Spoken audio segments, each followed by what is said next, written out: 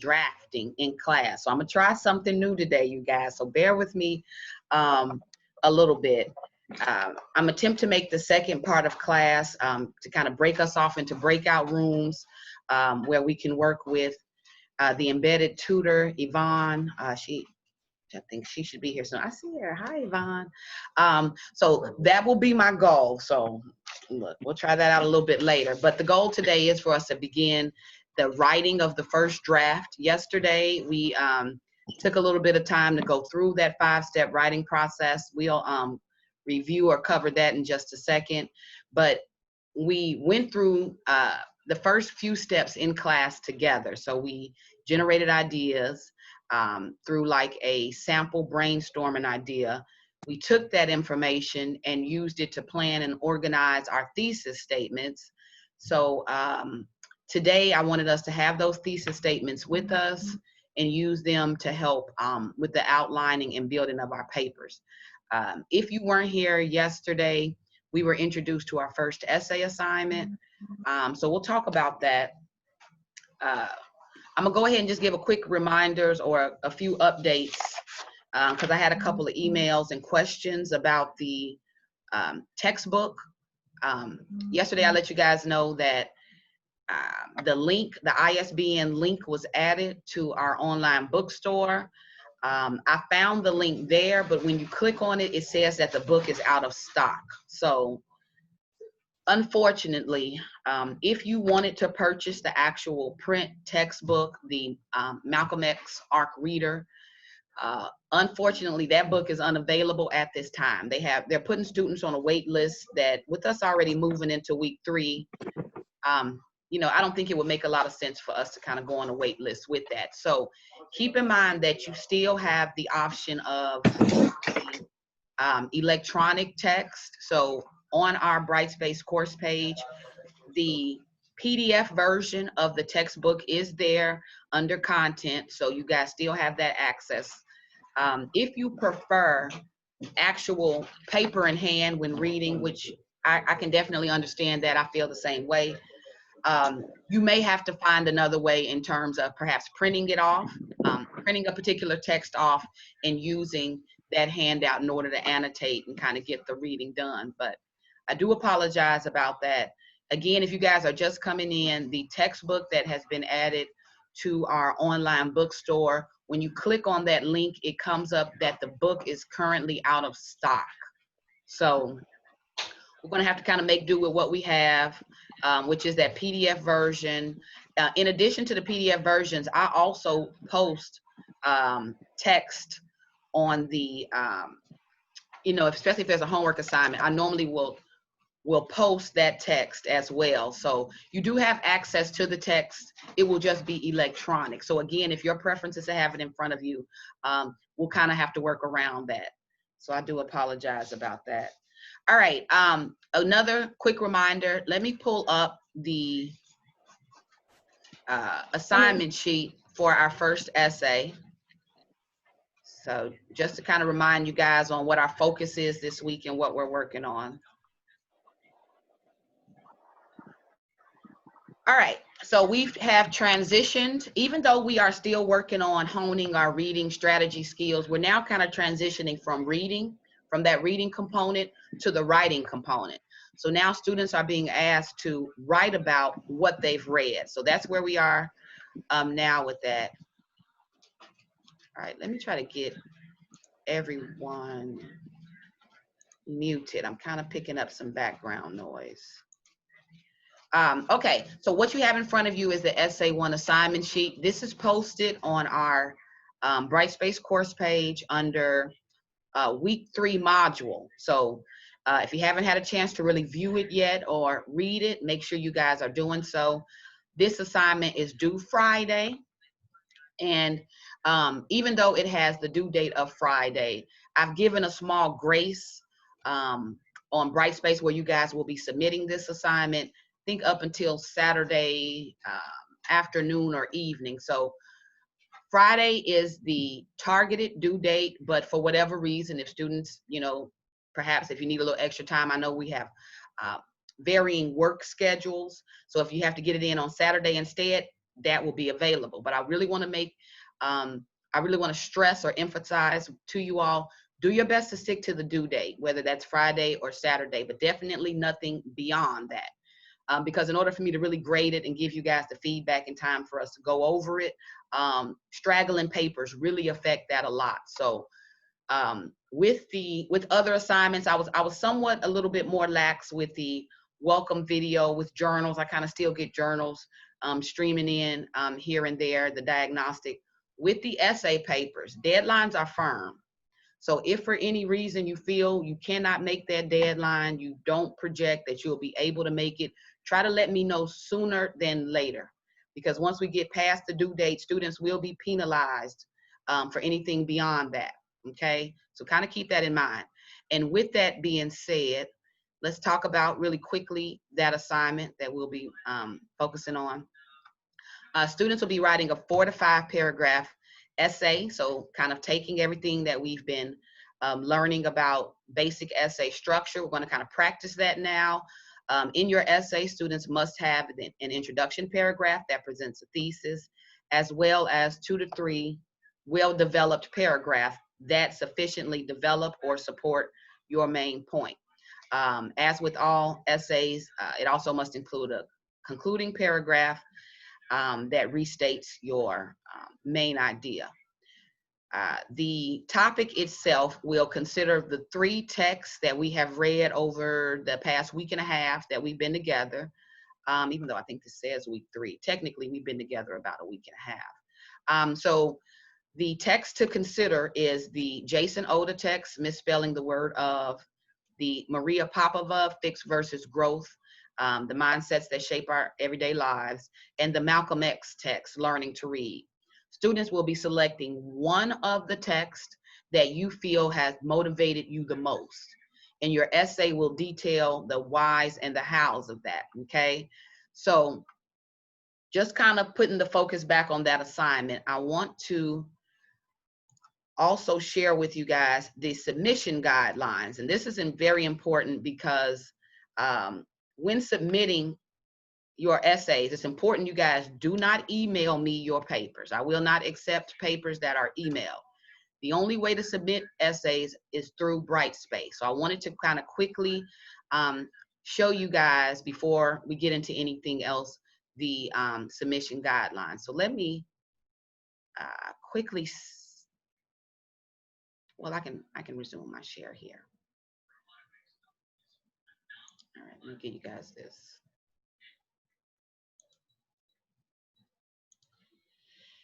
Okay, so let me share with you guys the submission guidelines. And this is something that I recently updated to reflect the changes we made to journals as well, but I'll come back to that. Okay, I'm gonna come back to everything with the journal. What I really wanted to share with you guys prior to you submitting papers on Friday or Saturday, whenever you get it in, is exactly how those, the exact submission guidelines for this assignment, okay? So as I pointed out earlier, all essay assignments are submitted through Brightspace, through our course page. And I'm gonna just take you guys through the guidelines here, but then I'll walk you through the steps in real time on Brightspace. So students will go under assessments, you'll click under assessments, and you'll find assignments. And from there, I can walk us through the submission button. I think that'll be easier. Let me show you guys really quickly. Our Brightspace page.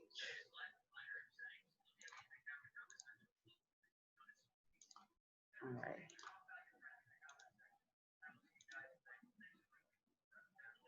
Okay. This is not showing up. One second.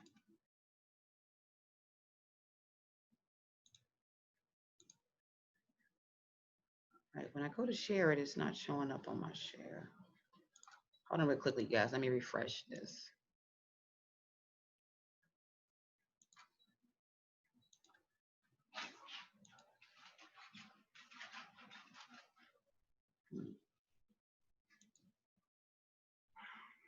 Oh, I see why, because I didn't stop my share. Oh my goodness. Hold on, let me move my mute myself. Come on, can you put him in the basement, please?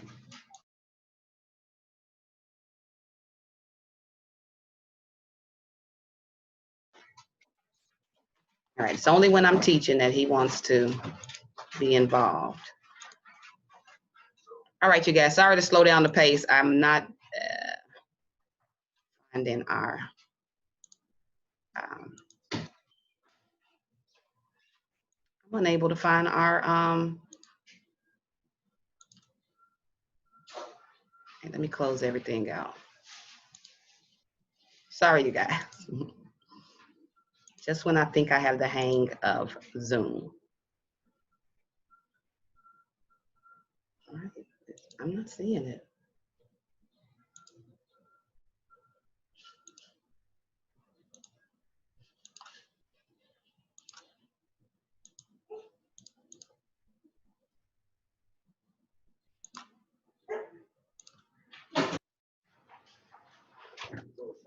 All right, I'll just take us back to the submission guidelines. All right. On Brightspace, which for whatever reason it isn't showing up on my screen when I attempt to share, somewhat similar to what you guys did when you were submitting your discussion boards. So you would click on assessment, but where you previously clicked on discussions, you will click on assignments, okay? Once you click on assignments, the essay assignment is there. So you'll see essay number 1, and you would click on that actual assignment. From there, it takes you to a submission page. Now, you only come to submit your essay after you have typed it, after it has been proofread and finalized. Because once you submit your paper, you cannot go back and make any changes to it. So you want to come here after the paper is completed, you've met the guidelines, it's been proofread, and you're ready to submit. From there, there is a blue button that'll show up at the bottom of your screen that says Submit Assignment. Before you click that button, you want to add your file. So whether you are typing your papers, what do we primarily use to type our papers? Do we use Google Docs? Is that normally what we use? I use Microsoft. Okay, I hear Word. And I hear Google Docs. Okay. If you use Microsoft Word, then you'll find the file that you've saved. When you click under Add a File, you'll select your file to upload it. Now, if you are using Google Docs, you will have to first export your file to either a PDF file or a Microsoft Word file, okay? It will not allow you just to submit the Google Doc as it is. So before you submit to Brightspace, you will have to save your Google Doc form, export it to a PDF or a Microsoft Word document in order to submit. Okay, so as we get a little bit closer tomorrow, just in case I may actually, have a sample to show you guys on that. But you'll select your file, whatever you have it saved as, essay number 1. Then you would click that blue button, Submit, in order to finalize. So it really is self-explanatory when we get into it. But when you hit that Submit button, you automatically will see a confirmation page. So it will say successful submission, and it will give you a confirmation number. Save your confirmation information. Not only do you get a confirmation number, it normally also sends a confirmation email. If you do not see a confirmation number or you did not get a confirmation email, more than likely your document did not send. So what will normally confirm that everything has gone through, your document has been accepted, is you will see that confirmation page immediately after, okay? So I'm just laying this out here because this particular document that I'm sharing with you guys right now, this has been posted to our Brightspace course page. So make sure you guys are reading submission guidelines. They're always listed, but read that first before, seeking out any help, because for the students I know who had trouble submitting, whether it was the video or even the journal assignments, once they read the submission guidelines, they definitely had a better understanding. So start first with reading the guidelines, and then from there, any questions, that you may have, let me know before the deadline, and then from there I can do my best to work to help you guys get that in. Okay. So are there any questions on any of that information that I just sent out? I mean, that I just kind of discussed? Have you guys submitted through Brightspace before? Have you ever submitted papers through Brightspace before? Yeah, I did. Okay. No. Yeah, this is very easy for us. All right. I'm getting a little bit of feedback. If you guys, I think I heard you, Yamna. Say that again, Yamna. I'm sorry. I say I did this, and this is very easy for us. Okay. All right. Good. But those of you who haven't, you remember I told you in first day this thing. yeah, but we're talking about the essay assignment. So no one has submitted the essay assignment yet. Yeah. No. So with that, if you guys haven't submitted through Brightspace before, that is okay. I wanted to walk you through the steps. Oh, yeah. Okay. My Brightspace is showing up. Let me quickly show you guys. So I'm going to take us through it fast, but just to kind of give that time for any student who hasn't submitted before, I really wanted to show you. So again, to submit final papers, it is due Friday with the grace period of Saturday. You guys will come here under assessments. Do you see assignments where my mouse is? Yeah. All essays, anytime you have an essay assignment in this class, it will always follow the same submission guidelines, okay? So you'll come here to assignments. And here you guys can see that the essay number 1 assignment is here. You'll click on this. Now, my view may be somewhat different from your view as a student. Yeah, it is. Okay. So let me change how you guys are viewing this. I'm going to view it as a student.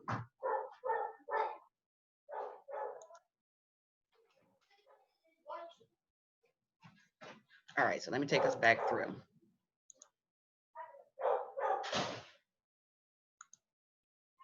So you click on that assignment, and again, you only come here when you've typed the paper and you're ready to submit it.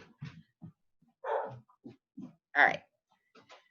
So again, I posted the assignment requirements. Before you guys submit, you want to make sure, all right, is my paper typed? Is it double spaced, properly formatted? And we'll talk a little bit more about that today.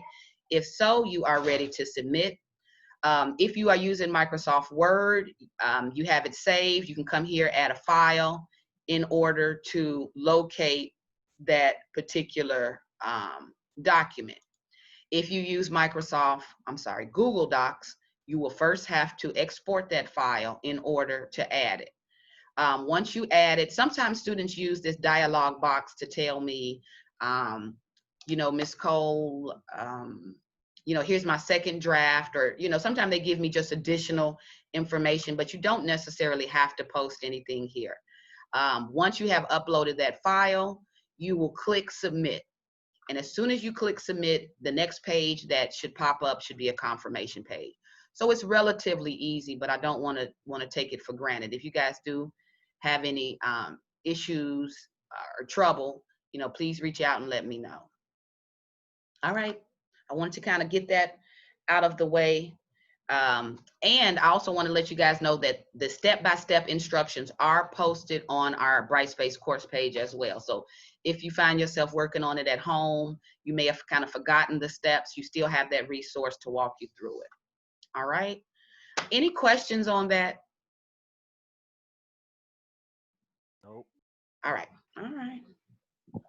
Now, yesterday, we didn't get a chance to go through the journal series, and I've kind of been making adjustments to our daily journal writing week by week.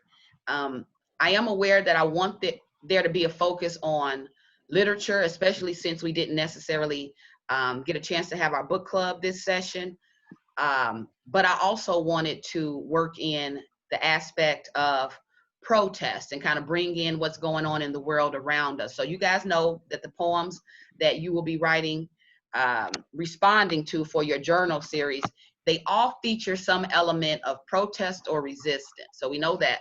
But I'll be asking you guys to connect with or respond to those poems differently. So let's look at how that assignment has changed for this week. And it's only a subtle change, but I do want to share it with you guys. If you weren't here yesterday, again, we did not complete a daily journal exercise. So we will be picking up with that first poem by Adrian Rich today. So let me share with you guys the changes. And again, this is posted in week 3 in our week 3 module. So again, mandatory reading, required reading. So make sure you guys are updating yourselves on the assignments for this week. All right, what's changed for this week's journal writings is I want there to be a focus on tone. And tone in written composition is normally the attitude that the writer has towards the subject or an audience. A lot of times you're able to pick up on an author's tone through the use of vocabulary or their choice of words. Normally the tone conveys the author's viewpoint on a particular subject. So a tone can be formal, it can be informal, a tone can be serious, it can be comic, sarcastic, sad, and any other adjective. Look, I'm going to use one of the 8 basic parts of speech.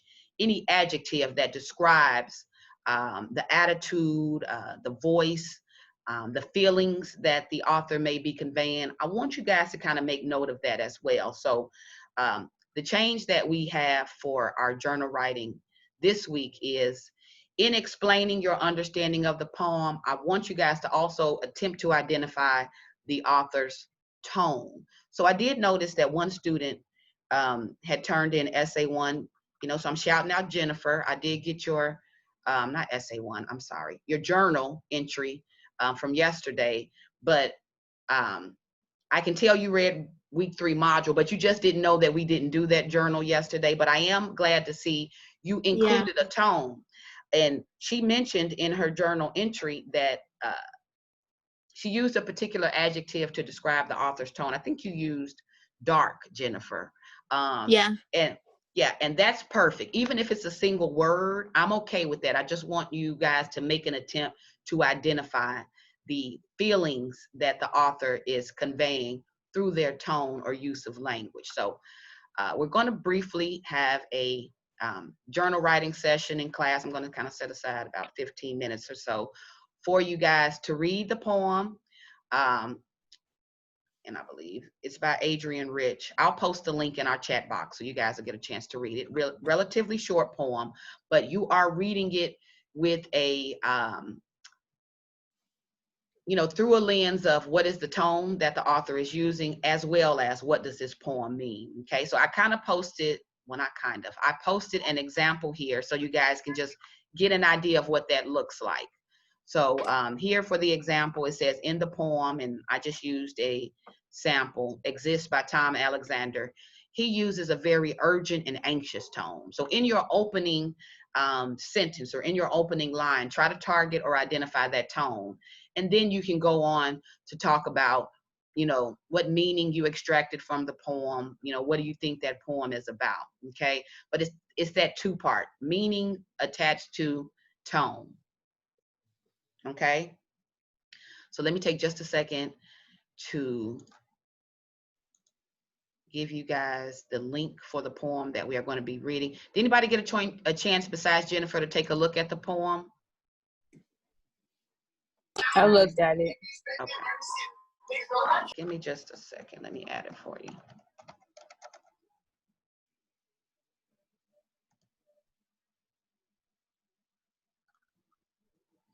And when you guys click on the link, the name of the poem is What Kind of Times Are These by Adrian Rich. When you click on the poem, the link, they have a small blurb that'll be to the right of your page that gives you a little bit more information about that author. And I do want you guys, if you can, just to kind of quickly get a little bit more information about that author as well. All right, I'm adding the link for you in the chat. And with this in mind, if you guys will, whether you are using your actual journal, whether, because I know some of us have a composition book that we write in and you guys kind of take a picture to capture that, or whether you are writing electronically. Let's take about 15 minutes to kind of read, identify a tone, and jot down a few sentences, a minimum of a paragraph if we can. I want us to attempt to kind of develop our ideas. So let's take a few minutes. Are you guys okay with that? Are we good? Yeah. Yeah. Okay, so I'm going to kind of keep the poem prompt, like what you guys are answering. I'll keep that up on the screen, but you guys go ahead. I'll turn my camera off for just a second to give us time to get through this.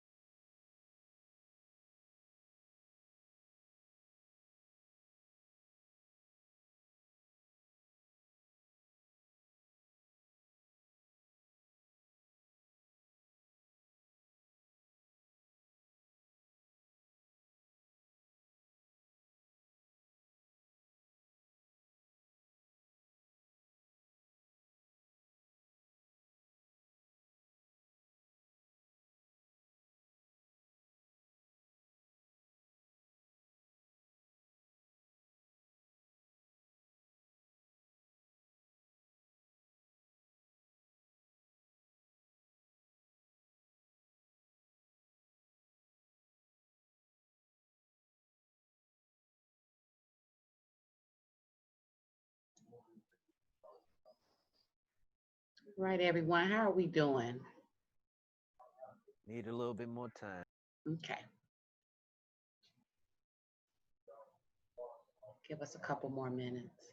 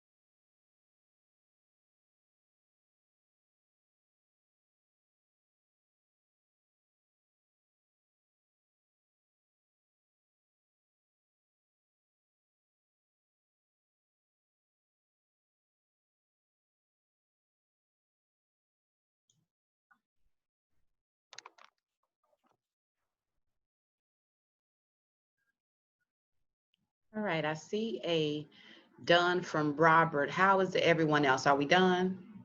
And Um, I don't want to rush, so, but I do want to kind of I, go ahead. No. I'm sorry. I wrote some stuff down, but I don't think this is gonna be good because I don't understand the poem. Go sit down, Mari. I don't really understand the poem. I was trying to create something, and then I looked up the author, and I'm still not getting anything. Okay, all right. Anybody else kind of feeling like maybe not feeling this poem, kind of having a hard time with the question as far as what it Me. means? Okay. I had to read the poem like 4 times.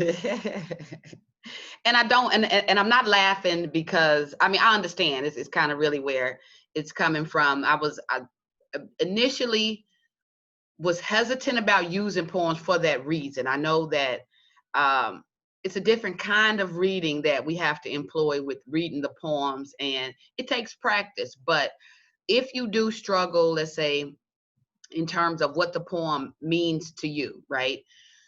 Try to also consider that there isn't a right or wrong. I'm not scoring this as in you got that wrong or, yes, that's correct. It's simply based on your reading. What do you think that the poem means? So it's it's rooted somewhat in your connection to the poem. So another way, if we have a poem exercise and you guys feel that this poem is difficult, I can't really pinpoint the meaning of it.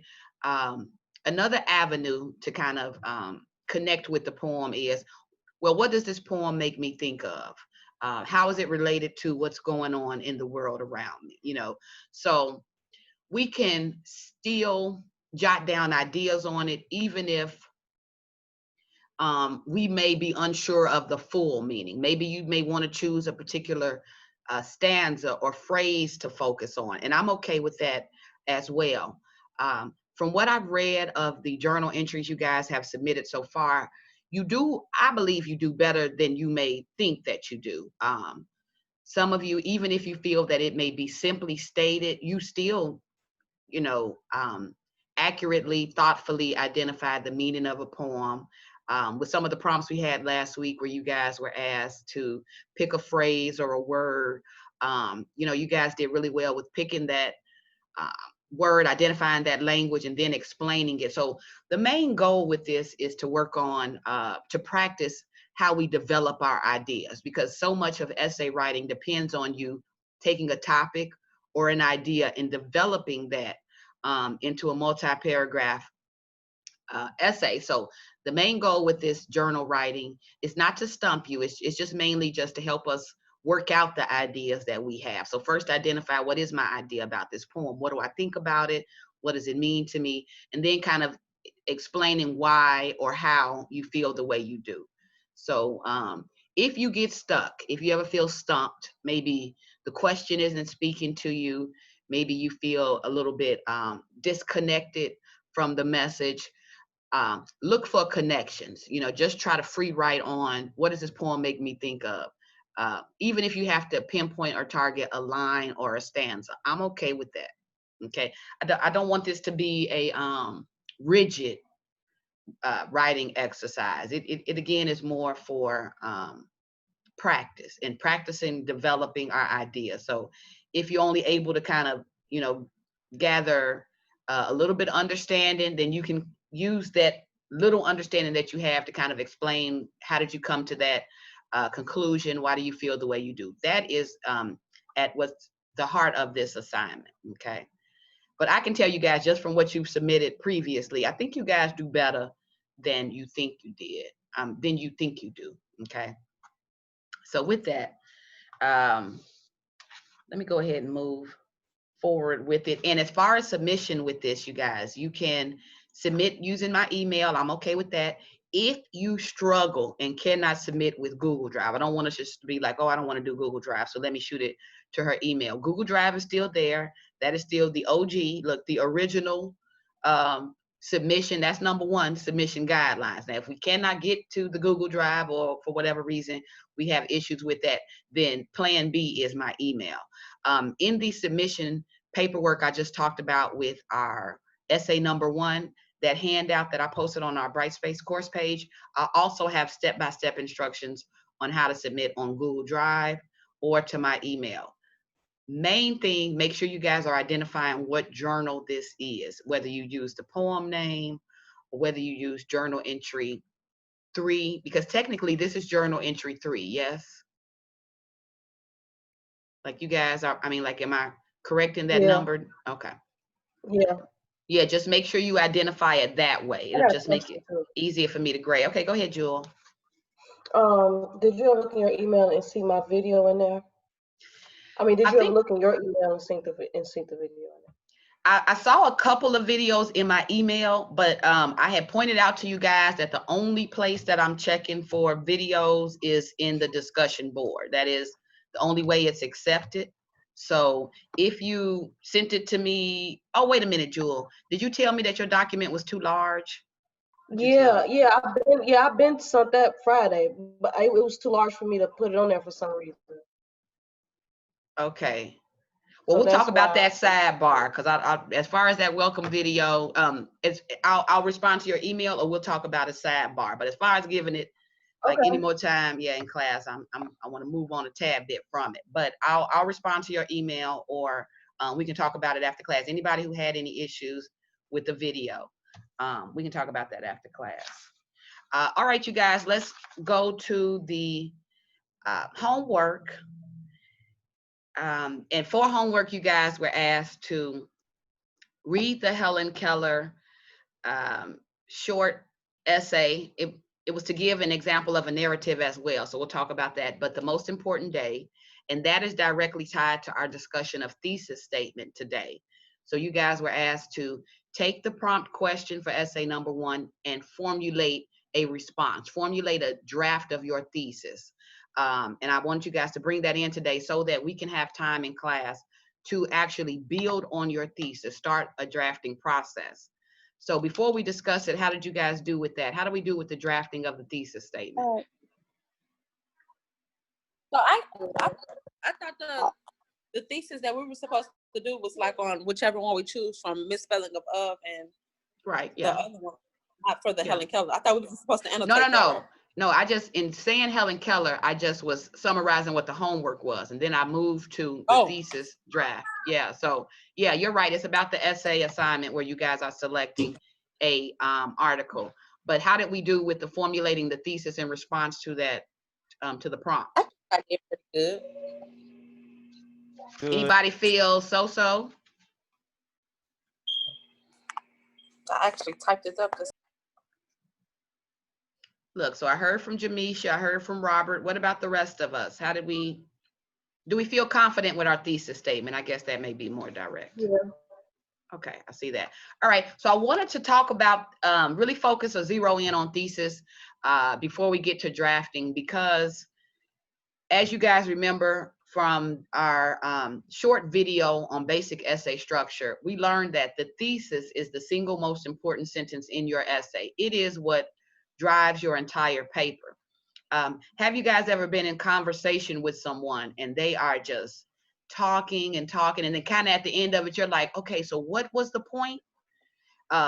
What will make all of your paragraph make sense? What will make all of your ideas or details make sense is that they're hinged on a point. There is a point you are conveying in your paper, and that point is articulated in your thesis statement. Its main job is to summarize the point of your essay. So I want to go a little bit deeper into not just what your thesis is, not just having a thesis, but the overall purpose and significance of a thesis in our paper. So let me, and if you guys have already gone through the module, week 3 module, what I am sharing with you guys now is one of the documents included in our required readings. Let me share this with you. I consider this a necessary handout, especially for students who are working to kind of get stronger or get better with their writing skills. There has to be an awareness of the thesis statement, what it means, and how it informs your writing. So we talked about this briefly yesterday. So where I may ask the question, what are 3 things that you guys know about thesis statement? Look, I think I'm aware that you have a few on the screen already. But just to kind of recap, what are 3 things that you guys already know about thesis statement? Let's throw it out there so we can kind of establish working knowledge. What do you guys already know about thesis statement? We know it's the single most important sentence in our essay. What else? I'm muting you.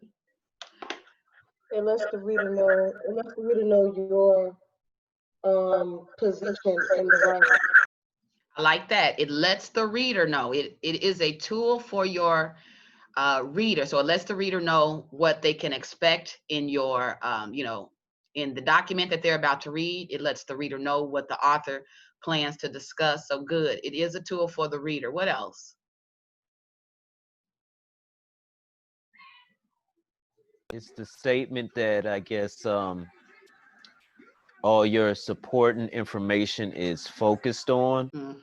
I like that. That's a good way of looking at it, because when you proofread, and I'm kind of jumping ahead with that, but when you proofread and you're kind of checking to make sure that your essay is appropriate, one method of proofreading is double checking your thesis. Here's my thesis. Now, does my body paragraphs support, develop, and line up with my main idea? So yeah, that's a good way of approaching it as well, Robert. I see I have something here in chat. It presents the topic. Absolutely, Anthony. Every essay begins with a topic, but the thesis informs the reader on how you will discuss or what ideas you have about that particular topic. So it takes a topic and it simplifies that particular topic and attaches to that topic your controlling idea. A few things I want to add to what you guys have thrown out there already. We know that the thesis is the main idea, basic point of the whole essay.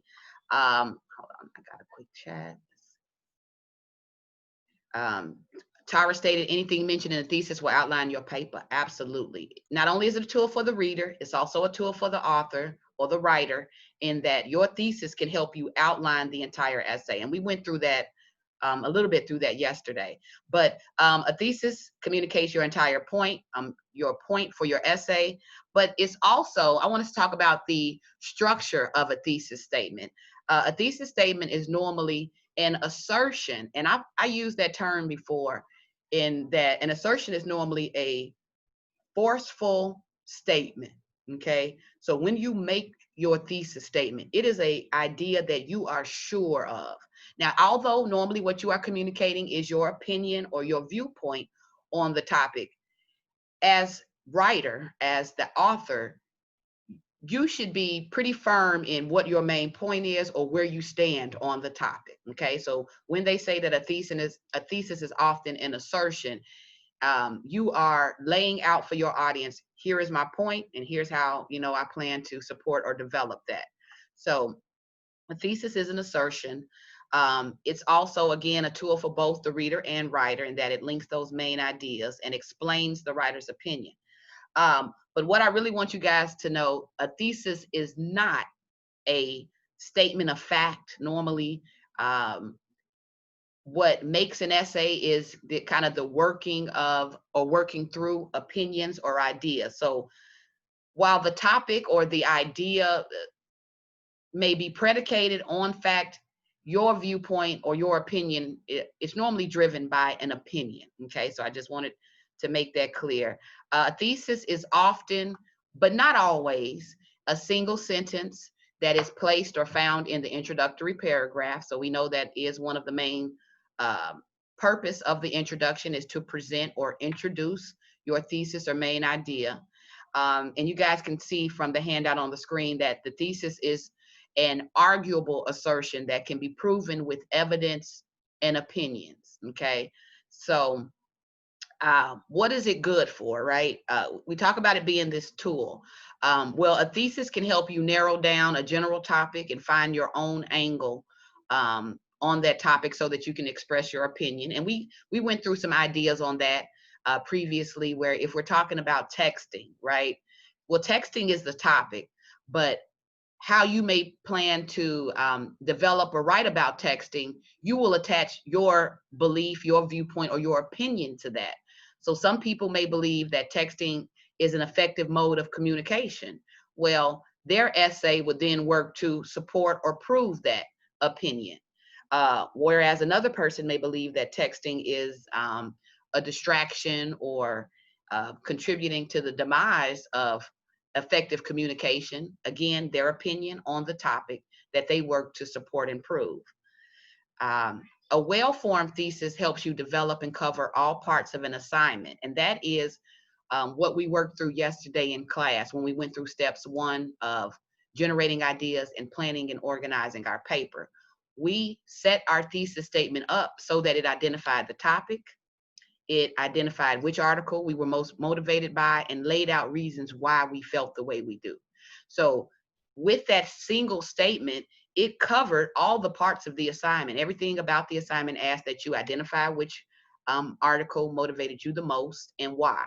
So normally your thesis will cover all parts of the assignment in order to help keep you organized and on track, so that you kind of don't lose focus or move in a different direction.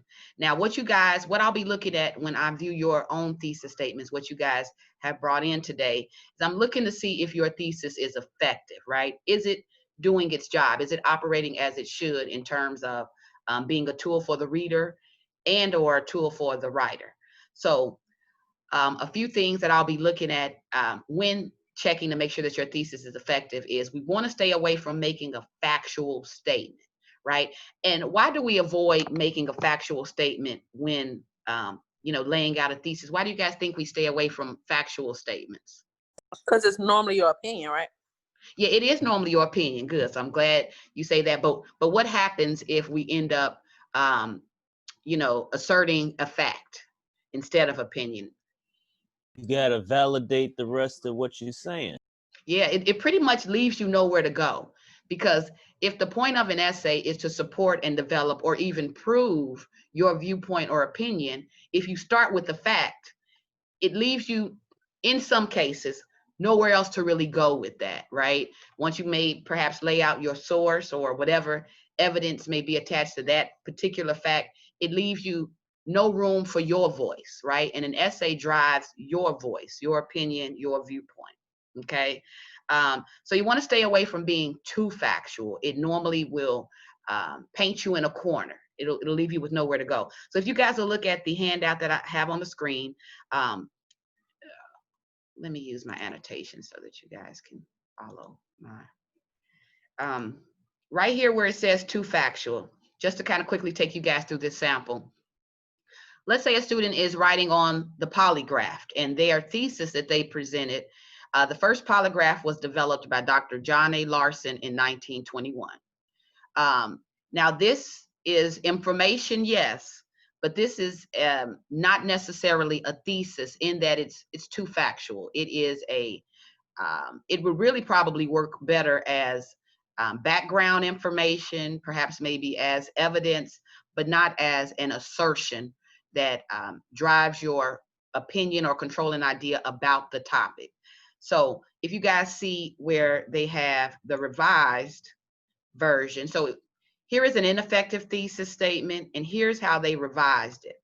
So it says, because the polygraph has not been proved reliable, even under controlled conditions, its use by private employers should be banned. So we see that opinion communicated. Polygraph, first of all, their controlling idea is that it should be banned, and they're laying out the reason why. So in this single statement, we have the topic, which we're talking about, the polygraph. We have the author's opinion or assertion is that it should be banned, employers should ban the polygraph. And then they are attempting to lay out the reasons or how they will discuss it in this paper. They are going to talk about it should be banned because it's proven unreliable. And even in under control condition, it's hard to trust the results. So that single statement took into consideration topic, viewpoint, as well as how that particular author or writer plans to discuss that topic. So this is more effective. We want to really make sure that in our thesis statements, we are identifying topic and where we stand on that topic. A hint to keep in mind is if it sounds like a Wikipedia or encyclopedia entry, if you took it directly from Wikipedia or encyclopedia, look, wink, wink, then normally it's too factual and you will have to revise that in order to insert your viewpoint or your own assertion, okay? That's a good thing about essays, is that it's your opportunity for you to voice your opinion. What do you think? How do you feel? And then support and develop that. All right, so we want to stay away from thesis statements that are too factual. Sometimes ineffective thesis statements can also be too broad. And when I say too broad, it means it can be unmanageable. Sometimes you're setting yourself up to write a book about a topic if you're not careful. So when we say that a statement is too broad, I want you guys to look at the example that we see on the handout. Where it says being overly materialistic will cause many problems. So this is broad, yes, but in what ways? What do you guys identify? What are the broad statements that are being made in that first sample? Being overly materialistic will cause many problems. It will cause you problems. Right now, it'll cause you problems. I can see that, but what kind of problems? You know what I mean? Like, if you aren't careful, then it's kind of setting you up where, okay, financial problems, good. Now, who said that? Was that, I missed that, but I think that was Jewel. Okay, yeah. Now, that is a way of kind of taking a broad statement such as many problems and focusing it a little bit, making it a tad bit more specific. making it specific. So one way could be being overly materialistic will cause many financial problems. That's one way. I think we could still get that thesis statement a little bit more effective, but that is definitely a start. Your essay would then take a look at the many financial problems that, you know, materialism can lead to or cause, and that's manageable in an essay. What about being overly materialistic? As a reader, are you guys, you know, would you say you have a good idea of what overly materialistic is in reading this? Yeah. Not exact. Yeah, yeah. It it's broad in that you can be, I believe you can be overly materialistic in a lot of different ways, right? But let's take a look at how they revised it. Let's see. So here, so they stuck with the same topic of being materialistic. Being overly materialistic will cause many problems because you lose sight of what matters to you. So they added a reason in order to make this a little bit more effective. That reason is what will drive the body paragraphs or what supporting information goes into the essay.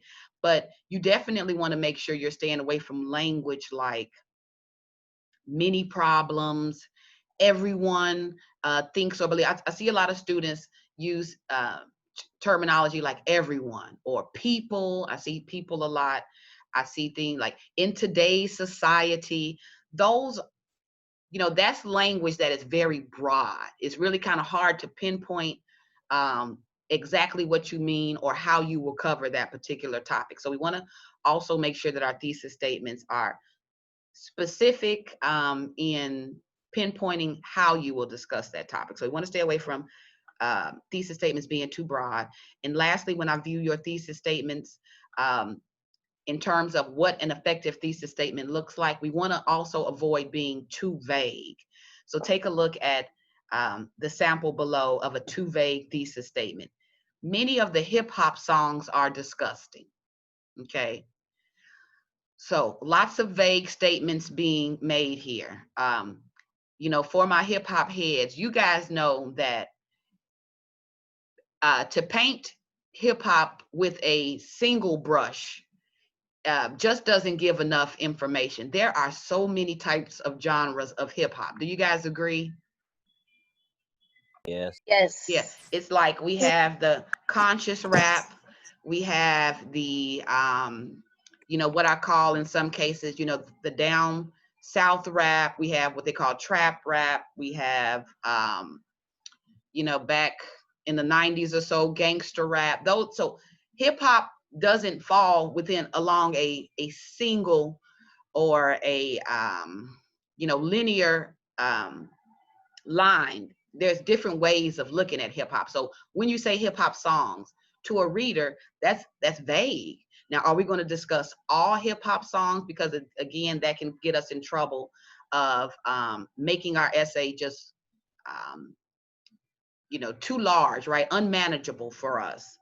And what about the terms disgusting? Many of the hip hop songs are disgusting.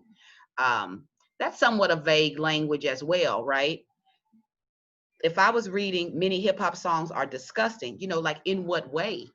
I know some people think that expletives or a lot of cursing, curse words, that could be disgusting.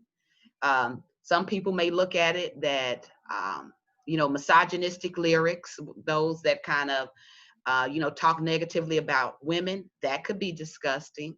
Some people could look at rap that glorifies violence as being disgusting. So again, it's just too vague of a statement. So you really want to make sure that when you're formulating your thesis statement that you are being as clear and direct as you can be. So look at how they revised this. It says many hip hop songs are sexist because they make women look like pretty pictures with no substance. So here they took hip hop songs and the word disgusting and they made it a bit more targeting. So the hip hop songs that they're talking about are those that are sexist. So we have that specification. And they also attach to that reasons why they find that offensive. So they point out because it makes women look like pretty pictures. So one thing that you guys are seeing consistently in each of the examples that we viewed is that you want to be specific, but you also want to attempt to lay out reasons, lay out why you may feel the way you do, okay? And from that,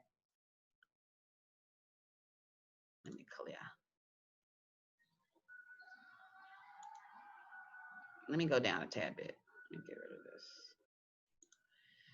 So in terms of how do I create a thesis, and I'm just kind of going over this, not assuming that you guys had any trouble, but if you did, see the case with us being online like this is I can't see my students. So sometimes I can read facial expressions. Sometimes I can kind of go around and look at your paper and I can tell who may have struggled or who may need extra help. So I'm throwing this information out there for those of you who may need it, okay?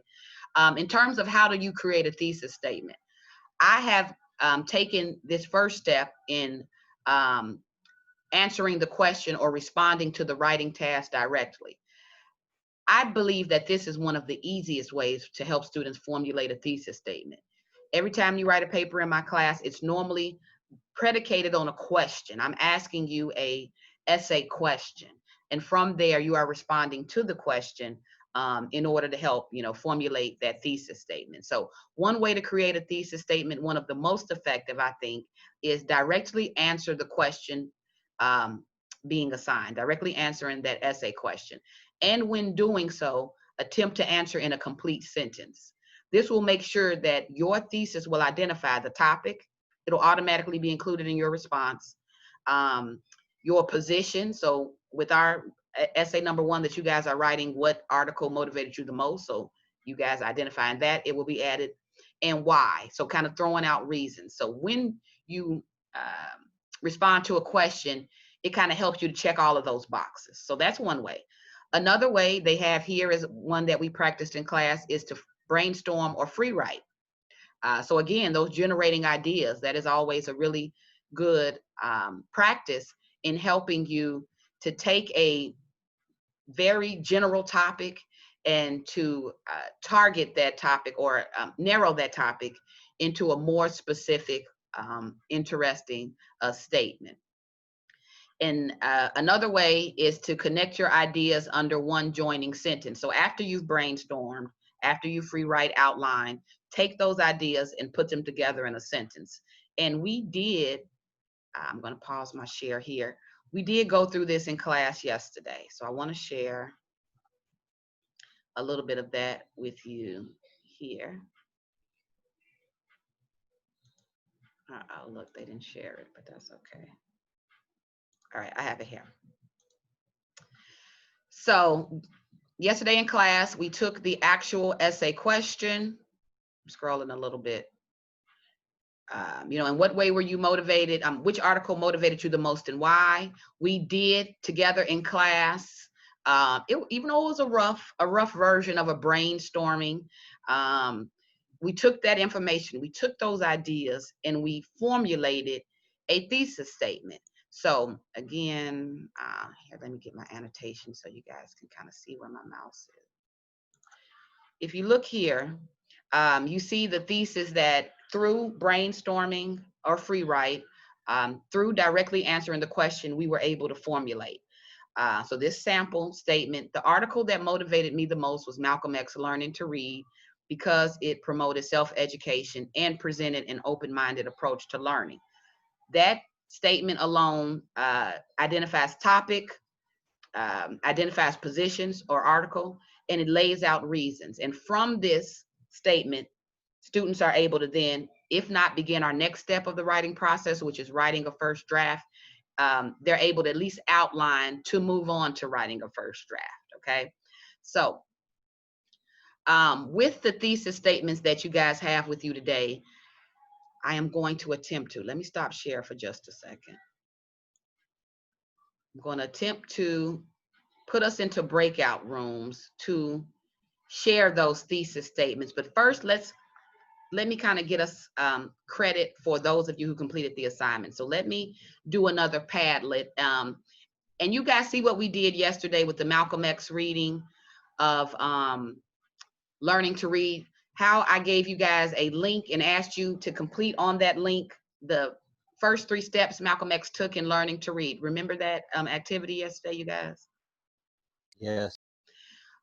I do that so that I can, first of all, grade participation. So that is a part of a participation grade. By looking at those students who responded, I'm checking off in my grade book participation. I'm also able to assess how well did you read the information. And for the most part, you guys have been doing really well with this. But just to keep in mind, if you are not responding to the Padlets and you are in the class, it's jeopardizing participation grades, because I'm using that information more than role. Just, it's beyond more than just who's here. It's who's engaging and completing the exercises and who's getting the participation points. So when I throw those out there, really make sure that you are completing them, even if you didn't read. So even if you have to put I didn't read, or even if you have to put unsure, still by participating in it, you're kind of getting that credit. So what about I wasn't here yesterday? Oh yeah, now with yesterday, don't worry so much. Since it's called in-class participation, it's based on what's done in class. So if you miss a class period, don't worry so much about that. But when we have those in-class Padlets, you would have to be here in order to complete them. Okay. Okay. With the thesis, before we get to the thesis, you guys, let's talk really quickly about Helen Keller, because she ties that reading ties directly into this assignment. So I'm pausing really quickly before we look at individual thesis statements or going into individual drafting break rooms really quickly to discuss the Helen Keller reading. And let me pull that up. Hold on. Look, so did you guys get through that reading? Yeah. Yes. Yes.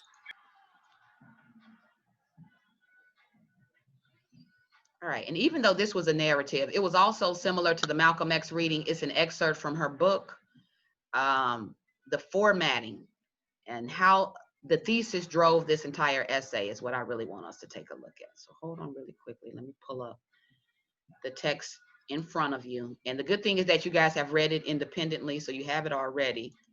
So we won't necessarily go over the reading, but you guys can utilize your notes, your annotations, or anything like that in kind of answering a few questions. So that's what I want to pull up.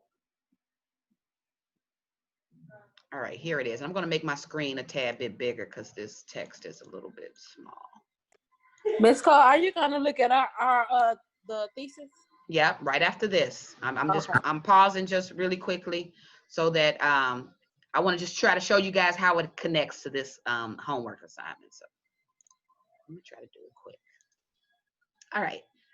So from you guys, and this is just up to have it on the screen for you. From your reading of this text, keep in mind that as you guys are reading, you're still practicing the reading strategies that have been introduced in the class. So we are looking at title. We're looking at information about the author. We are looking at the vocabulary words that are kind of tied to the bottom. We're going through our previewing, but also through our reading of the text. Were you guys able to identify a main idea or thesis statement? Yes. All right. Do me a favor.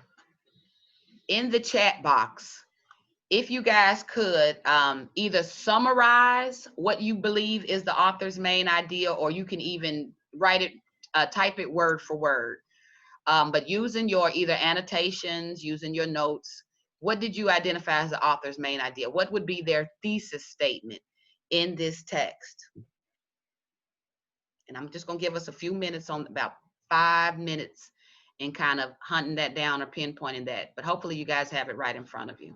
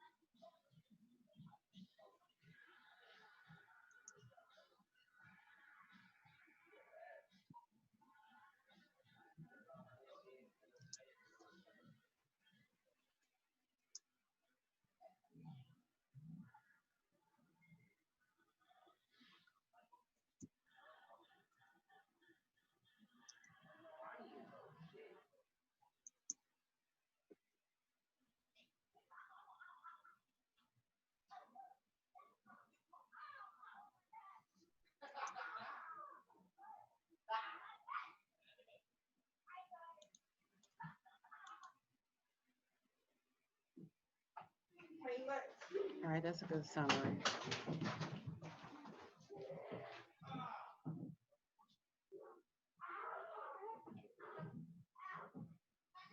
See you, Anthony. All right, and I guess in doing it this way, look, for anyone who wouldn't know, they would have it in the chat. So this may not be the best mode, but for the first two who commented, we'll go ahead and use that as a springboard. Anytime you guys are reading anything, you always want to, through your annotations, through your notes, through just kind of gathering a basic understanding of the text, you want to find and identify a main idea. You want to find the thesis. And even in reading this particular text, it is no different. So Jamisha, who else laid this out? Anthony, as well as Tara. Yes, you guys all pretty much identified this opening sentence, right? And let me use my annotation again so you guys can kind of see. Is, right? I'm sorry, say it again. I said that's what the thesis mainly is, though. Is the first. It's normally not the first sentence. It's normally, actually in essays, it normally should be in the intro. In the intro, but normally the last sentence of the intro. That's how it was taught to me when I was like in high school. It should always be like your last sentence in your intro, because the goal or the job of the intro is to introduce your thesis. So you shouldn't open with your thesis. But yeah, no, I don't open it with my thesis, but like far as like a story or excerpt or something. Right, like that's perfect. Yes. That's a good way of identifying this, with this being a story. Yeah. So with this being a story, it's opening with the thesis, but traditionally in academic essay, yeah, you guys are right, it would be a little bit further in the introduction. So she's clear here. The thesis is clear. Do you guys see how it directly ties into the title? And I want to show you guys sometime how to use that title, use your previewing skills to kind of guide you to main points and main ideas. So the thesis directly ties in that title. The most important day I remember in all my life is the one on which my teacher, Ann Mansfield Sullivan, came to me. So as a reader, what do you guys think that this text is going to talk about? The day her teacher came. That day, which is the goal, the significance of the thesis. Its job is to lay out what this text will discuss. So we know what the text will discuss. We see the idea. Now, how did the author support this main idea? What were some experiences? What are some examples? What are some details from the text that support how the day she met, why the day she met Ann Mansfield Sullivan was considered the most important day of her life? And throw out, I'm sorry, go ahead, Robert, I'm sorry. No, I was gonna say she made her use more than one sense to understand a meaning of one word. Yeah. Okay, good. So you're referring to the example where she would use the sense of touch, right? Whether she was putting water in her hand, whether she had her feeling the doll. She used her senses to teach her language, or to open her up to words, right? The ideas associated with words. Good, that's a good example. What else, you guys? Give me another one. Well, I was just gonna elaborate off what Robert said. He took it right out of my mouth. Just about her using that to show her how to communicate, like, with other people. Because before, like, she was just so closed in to herself because she didn't know how, to communicate with them. Absolutely. So it allowed her to kind of open up, right? And one example, which I think kind of ties into what you say here, is one example of that is when she threw the doll down. I think she broke the doll, because we kind of see Helen Keller. Look, she was a little bit buck wild. She would throw fits, right? But I want you guys to keep in mind that was coming from the inability to communicate how she was really feeling. So yes, I understood that. Yeah. So she laid out that the reason that day was so important when her teacher came to her was because prior to that, she really had no real sense of what the world was like around her. So you guys have read some information, and I'm going to come back, Yamna, to what you posted. I'm going to come back to what you said as well, Jamisha. But just to kind of, again, tie in that context, we're talking about a child at the time who was unable to speak, unable to hear, and unable to see. So any type of understanding that they could gather or gain from the world is blocked off in a sense, right? So, and if you guys remember the analogy that she used at the beginning of the writing, where she compared herself to a ship lost at sea, right? You guys remember that analogy? Yes. It was somewhat confusing unless you have some type of, maritime experience, but she, through detail, so again, how important are those supporting details? Through her details, she laid out what life was like for her before. So she compared herself to a ship at sea who is attempting to find their way to shore. And they kind of do it by feeling their way around. But they have no way of seeing the lighthouse that guides them. They have no way of kind of hearing the sounding line or the horns to guide. So that analogy of her being like the ship lost at sea was really good in putting us in her shoes, right? Putting us in the place she was before Anne Mansfield Sullivan came to her, right? So that was really good in being set up. But in kind of going back to what you stated, Jamisha, how the importance or significance of her teacher coming to her is that she gave her a way to express herself and to communicate. And one example of that from the text that I remember was when I think she had broke the doll, and after she realized what she had done, and this is after she realized what a doll was, and she's kind of developing or her language, she then began to feel bad about how she was acting out. Did you guys see that? Yeah. Yeah. So where before she was just unable to connect with her feelings or emotions, through this opening up of language, through the opening up of her senses, through the opening up of her ability to communicate, it opened her up in every other aspect as well. And I like that they laid that out in the story in supporting why this was so important for her, why she considered that to be the most important day in all her life. So keep in mind how these details are directly supporting and proving and developing this single statement, that first sentence. All right, let me see. I had Yamna say, the author tells us that Helen was the one, when her teacher came to teach her at home, it was because her teacher brought light, hope, and joy. Yes. You use the term light, Yamna, and that is also how Helen referred to it. It was as though a light had been switched on. So you guys see how this connects to learning as well. So how it still kind of ties in with everything else that we've been reading. Once she was able to put a name to objects, put a name to what she was feeling, it opened up. And again, let me use the word that you used, Yama. It opened up light, gave her hope, and joy came into her life. That's good. So Jennifer, I'm sorry, that was privately. You said the morning her teacher gave her the doll. Yeah, the doll, the water, the language, how she would use her hand to spell the words out. Each detail, each paragraph, you guys, everything about this text is all working to support, to develop, and to further explain this single sentence. Everything is hinged, again, let me use this, on this single sentence.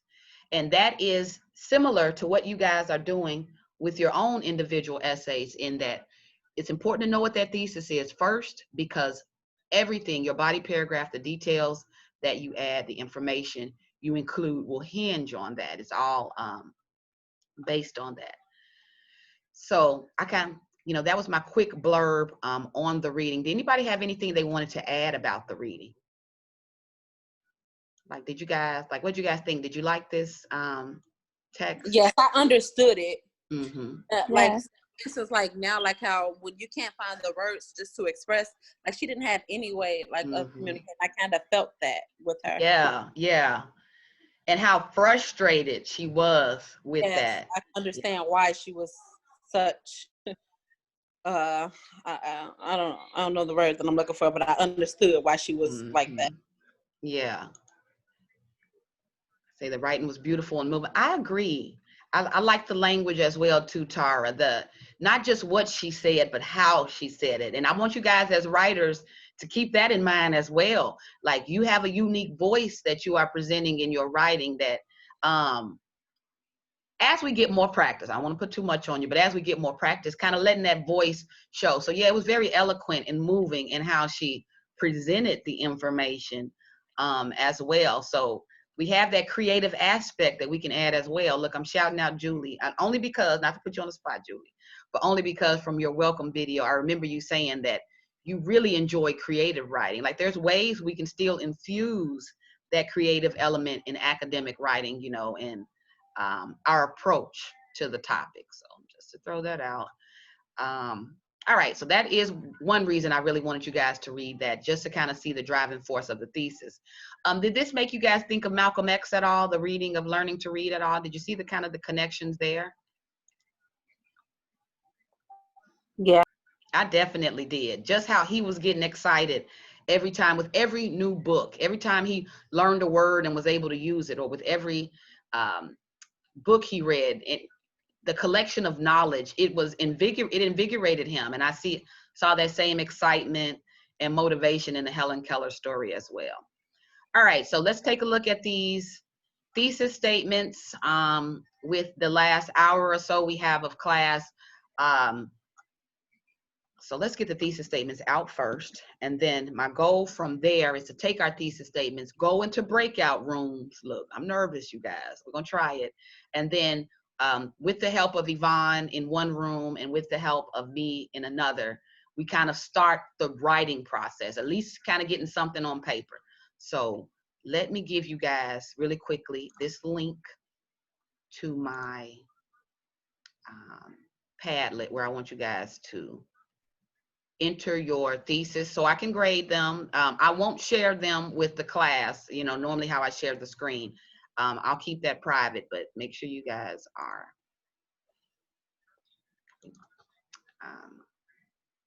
posting your homework on the Padlet. Let me go back to chat. And I'm dropping the link here.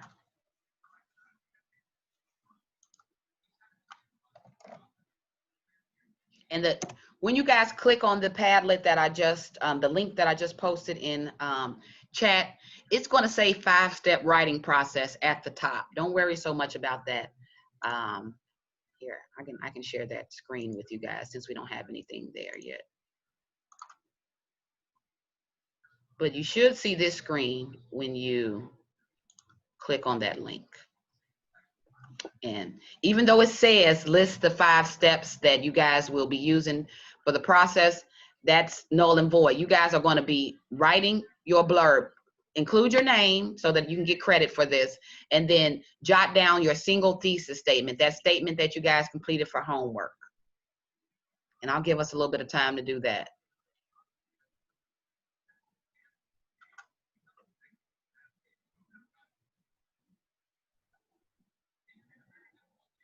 But so just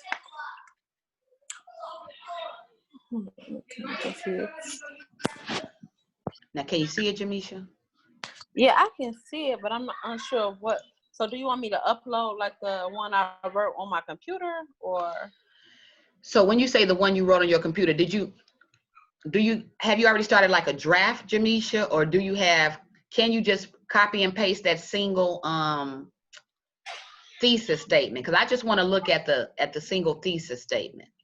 Okay, I think I get what you're saying. So I see it gives me an option to take a picture. Is that okay to put that in there? Oh, that's fine. That'll work. That's cool. Okay. I can do my teacher, babe. Hello. Hi, teacher. Yes, Yamna, is that you? Yeah. Can you tell me what I write now? Yeah. So you are writing your thesis statement. So whatever the homework assignment where you guys were asked to bring in a draft of your thesis statement, you guys will write that here.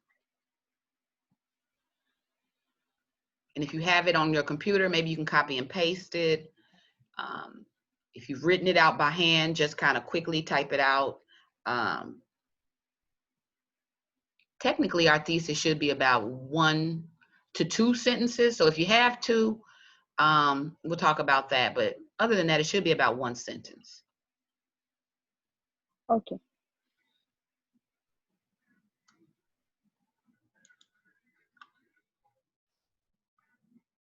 Oh, I'm sorry, Jamisha. I see yours, and I don't want to share it. So I'm going to stop sharing for just a second.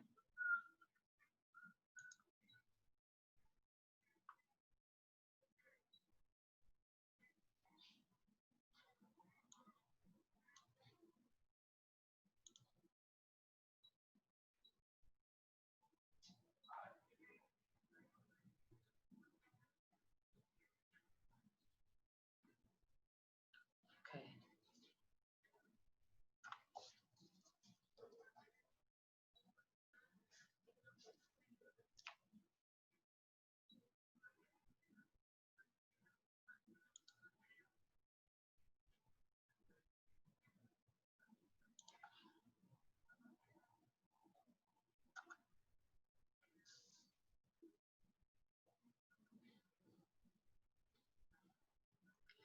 And as you guys are completing this, all right, anything that I can identify quickly, I'm shooting you a quick chat. Individual students, just a quick chat to kind of give a real-time feedback.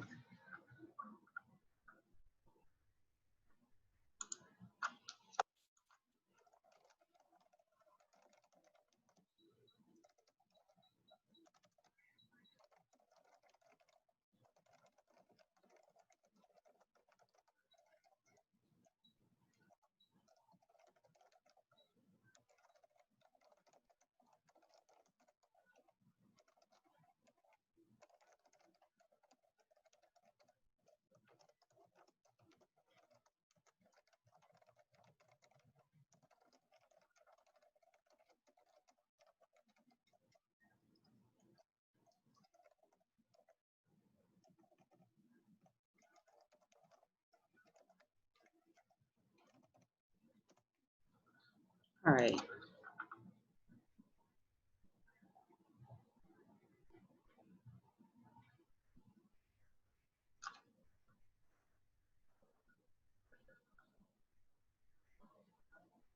And I got a few of you there.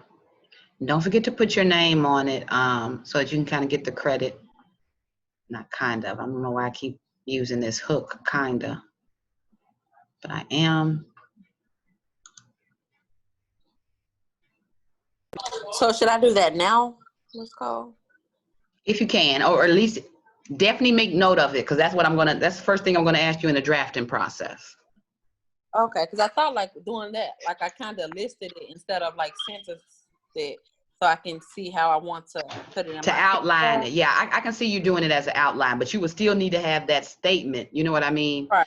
Communicated. So yeah, if you know, if that'll help. Okay, so it's basically like just showing like why I agree or disagree, just showing like why I feel that way about that.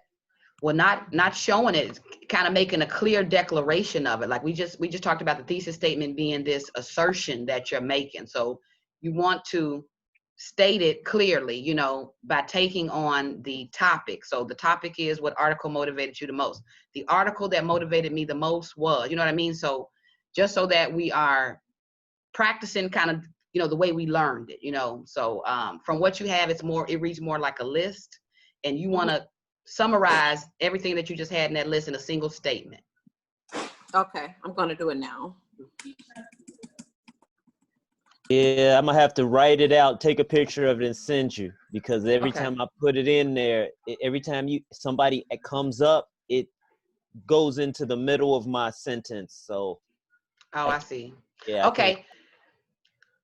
That's okay too. As we get into our breakout rooms, it can be a little bit more of a robust discussion of what you guys have. So I just wanted to see what you guys had to kind of save it. That way I got it kind of saved in my screen.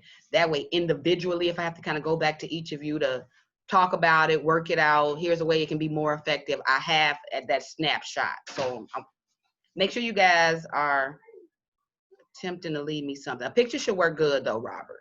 I think a picture should be fine. You can upload it as well, Anthony. It gives you an option. Oh, look. Yeah, it gives you an option to upload it as well. So Tara, I wanted to email Tara.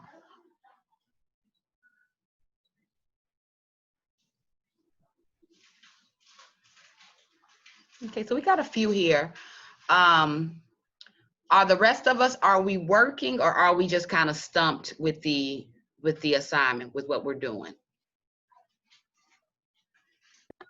I'm working. Okay, I'll be quiet.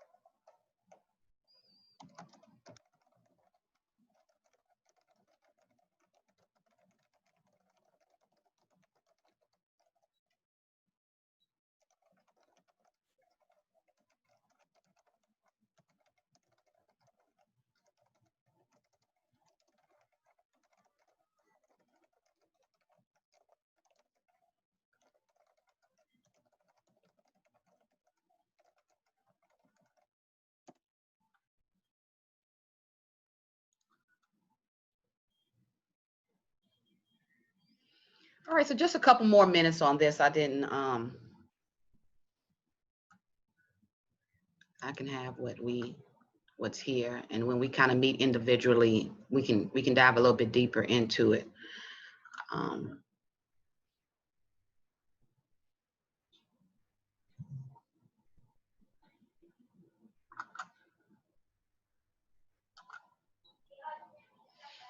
Okay.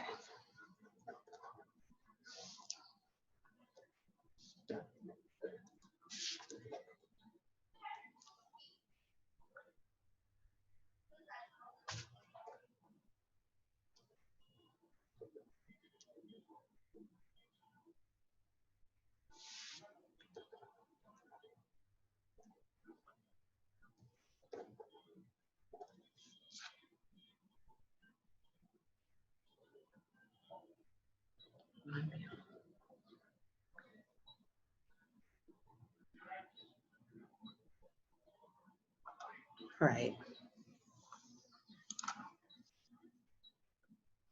Okay, so from what I have so far, which I know some of you have added, I see Dwayne's good.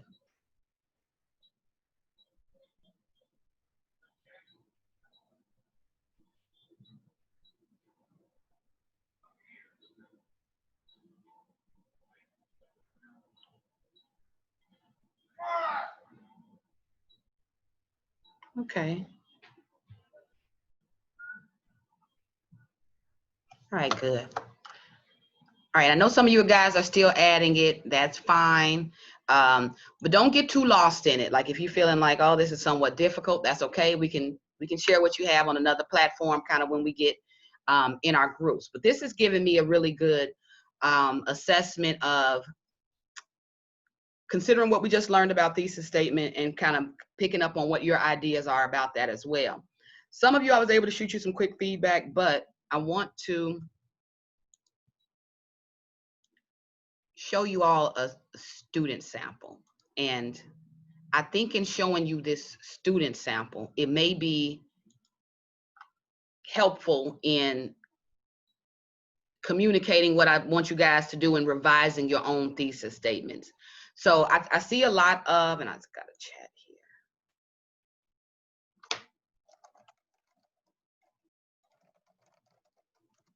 All right, give me 1 second.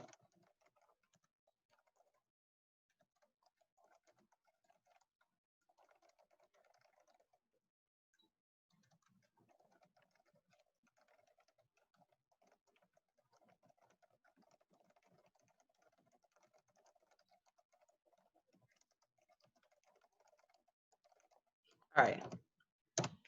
Let me show you guys a student sample. And this is a student that I had, I want to say in the fall. So they were in your exact same shoes, first paper assignment.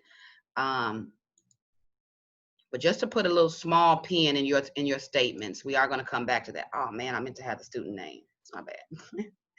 But with this writing assignment, and I hate to just be overbearing, but I'm the type of person who I like to see a sample. Okay, you're telling me to produce something. Can you give me some idea of what that looks like, right? So even though we've talked about thesis, you guys know that thesis is the driving force of your essay. I want you to take a look at how that fits into, or what that means to the entire essay. So from what I could see so far from what you guys put onto the Padlet, I see really good format in turn, or construction of your thesis, in that you guys are attempting to answer it in a complete sentence structure. So I see a lot of the article that motivated me the most was, and because. So that's good. I like that formatting. That helps you to kind of pinpoint all of the target areas. When you set it up that way, you can pinpoint topic, you can pinpoint your selection and reasons. But in identifying the reasons, try not to lose yourself. You lose your voice, because the thesis should be communicating, yes, your opinion, but also, you know, the direction of your paper.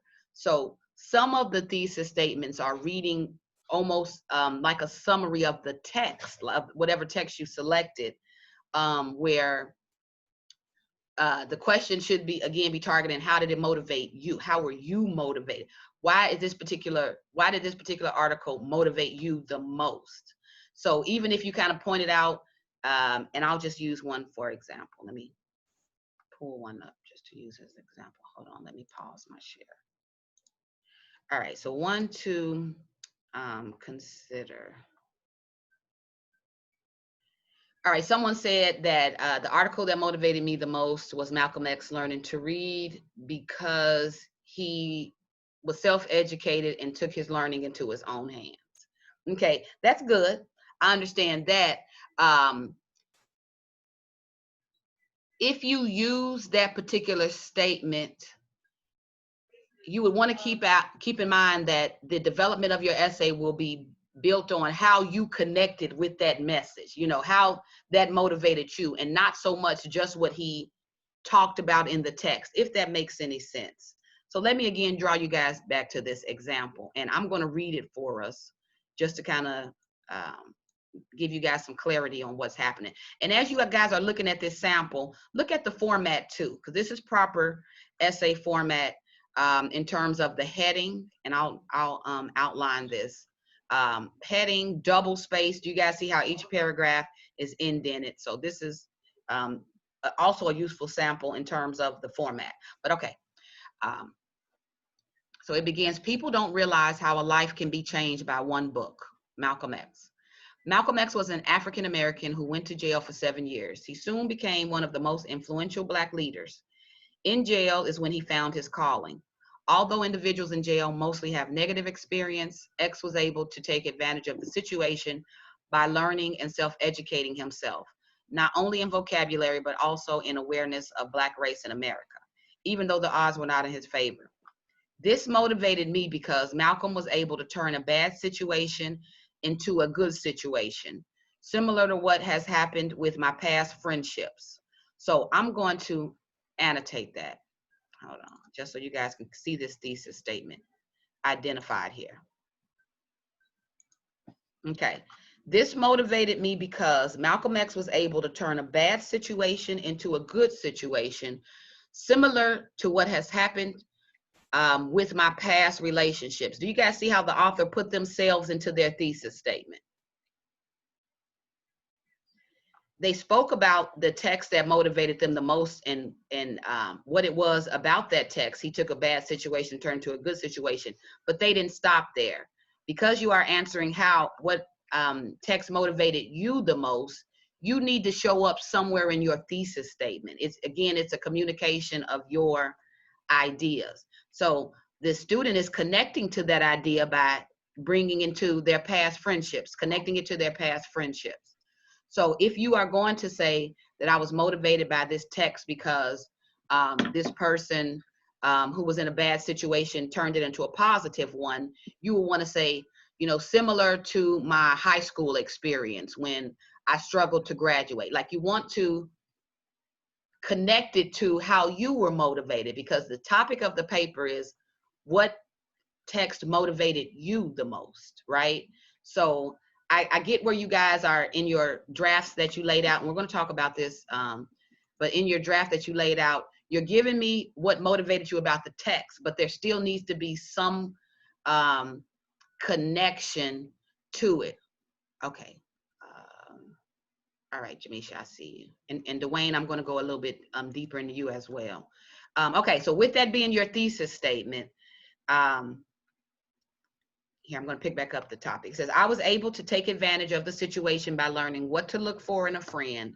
It helped me realize the type of people I wanted to surround myself with. So with this opening paragraph, we see the introduction. So they introduce the text. They give a brief summary about the text. And we're going to talk about introduction strategies more tomorrow. And then they go into their thesis, but they connect it back to themselves. You guys are writing a paper driven by your opinion. So the author's opinion is clear, okay? Again, I'm going to read their thesis statement. This motivated me because Malcolm X was able to turn a bad situation into a good situation, similar to what had happened to me with my past friendship. So I know as a reader that this particular author is going to draw a connection in how the text motivated them and to how they interacted with past friendships. So let's look at how they did that. It goes into, where's my screen not scrolling?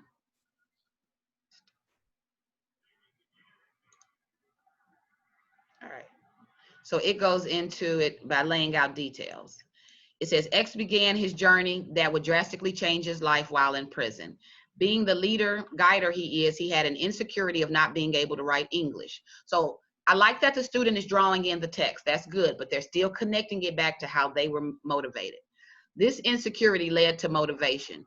Being in jail, many folks work out or cause problems, not self-educated. While educating himself by going through the dictionary and memorizing every word, X soon had a circle of his own. He surrounded himself. Oh, did I read that right? He soon had a circle of his own. He surrounded himself by inmates that wanted to learn as well. Here's the connection. In high school, I hung around people who were motivated in school, but thought drugs were cool and partying all the time was fun. At first it was fun, but after a while, I started to reflect on the situation and realized that the people were not the people I wanted to be around, which cost me a couple of friendships, but it also made me stronger and led me to the friends I have in my life now. The saying, you are what you hang around, is quite true. It happens all the time. If you surround yourself with people who are motivated and want to strive for success, you soon will do the absolute best so you can be great. And that is what I did, as well as X. So again, not a perfect paper. So some of the wording is choppy. That's okay. But you guys see how they are placing themselves in their discussion of how they were motivated by the text.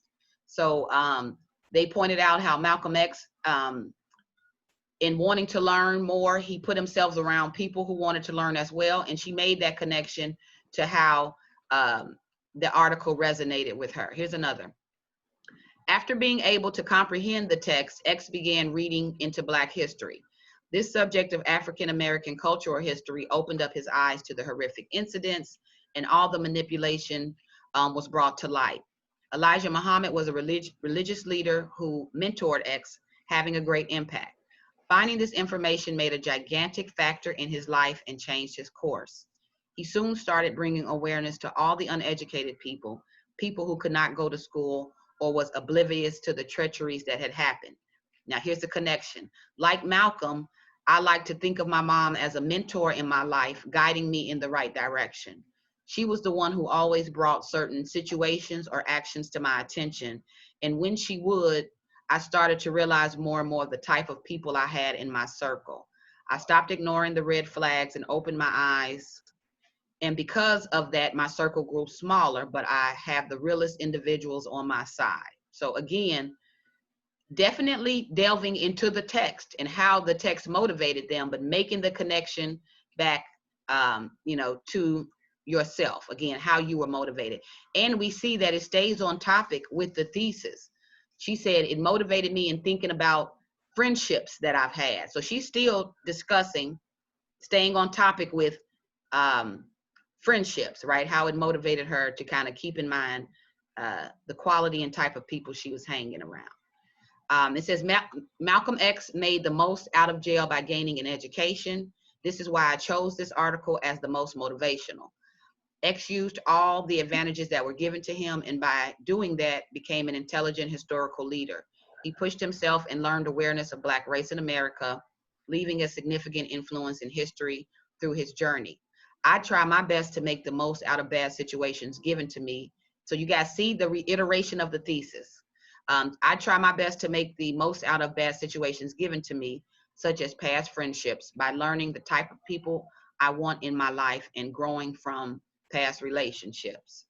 So kind of a rough read, so forgive me for that. But I wanted to quickly kind of show you guys how the thesis, from beginning to end, we see how it is this common thread between all of these body paragraphs. They are in one way or another still pointing back to that thesis statement, but how it's driven by the author's opinion. It motivated her the most because how he made a bad situation good reminded her of past friendships, and every example connected to and tied back into that.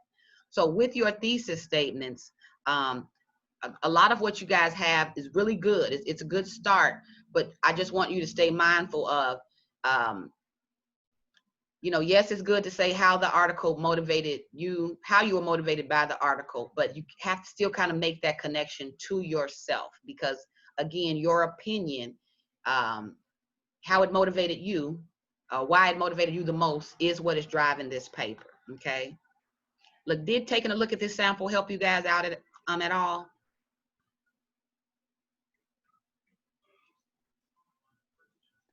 Uh-oh, can you guys hear me? Repeat that, Miss, just the last one. I'm sorry, I got loud kids. So looking at this sample, did this sample help you guys at all? Did it give you a better idea of, you know, what you're doing when you kind of sit down to draft your own essays? Yeah. Yes. Mm-hmm. We have access. Here, I'm sorry, say it again, Jewel. I said, yeah, you just gotta further explain. Okay, all right, good. So with your thesis statements, I'm attempting to put us into breakout rooms. So breakout room 1, and I'm kind of throwing this to you, Yvonne, just in that the discussion that we just had about thesis statements, you have permission to share your screen as well, Yvonne. So if you wanted to perhaps have students take a look at some information that you think may be helpful as well, you have that permission. But I'm going to put a few students in your class and in your breakout room to get that help. I have 2 Anthonys, so I mean, Anthony, I got you twice, but that's okay. Let me throw a couple, and I made a list of who I'm putting in your room.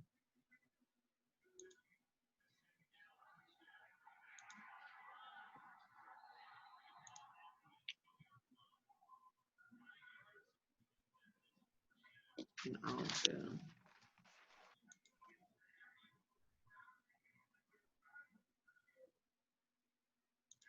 all right, and then in breakout room 2, which will be my room, is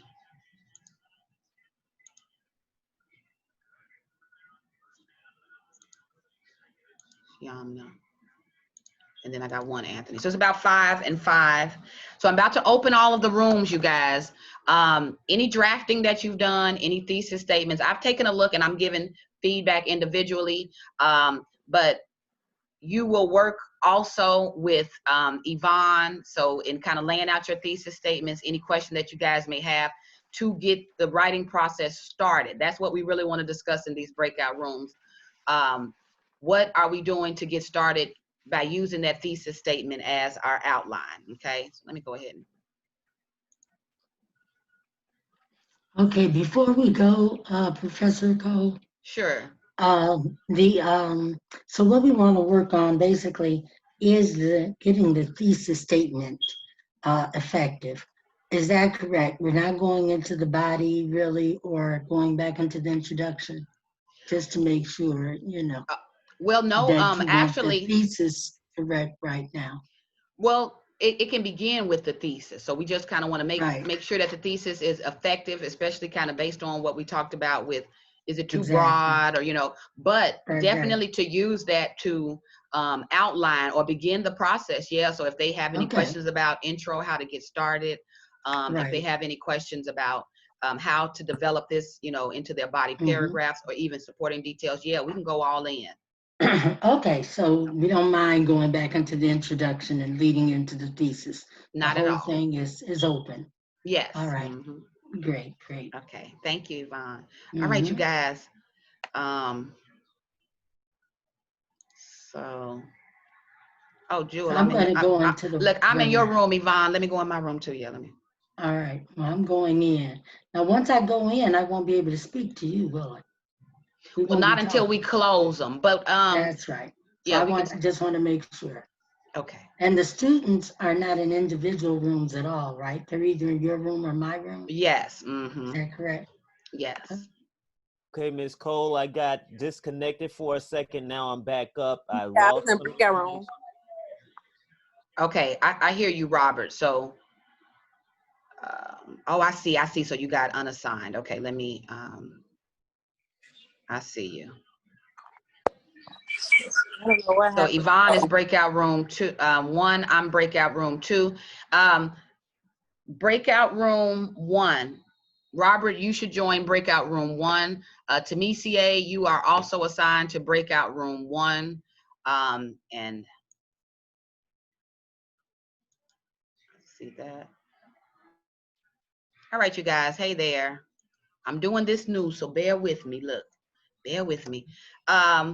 But okay, so let's take a look at, oh my goodness, do I have Jamisha? I don't see, okay, she's here. I have Yamna, I see her, Tara, Anthony, Dwayne, Jennifer. Okay, that's my people. Okay, I'm gonna start with Dwayne, just because, Dwayne, you sent me a message that I wanna go a little bit more into. So based on what you sent me on your thesis, and I'm gonna pull that back up again, so hold on real quick.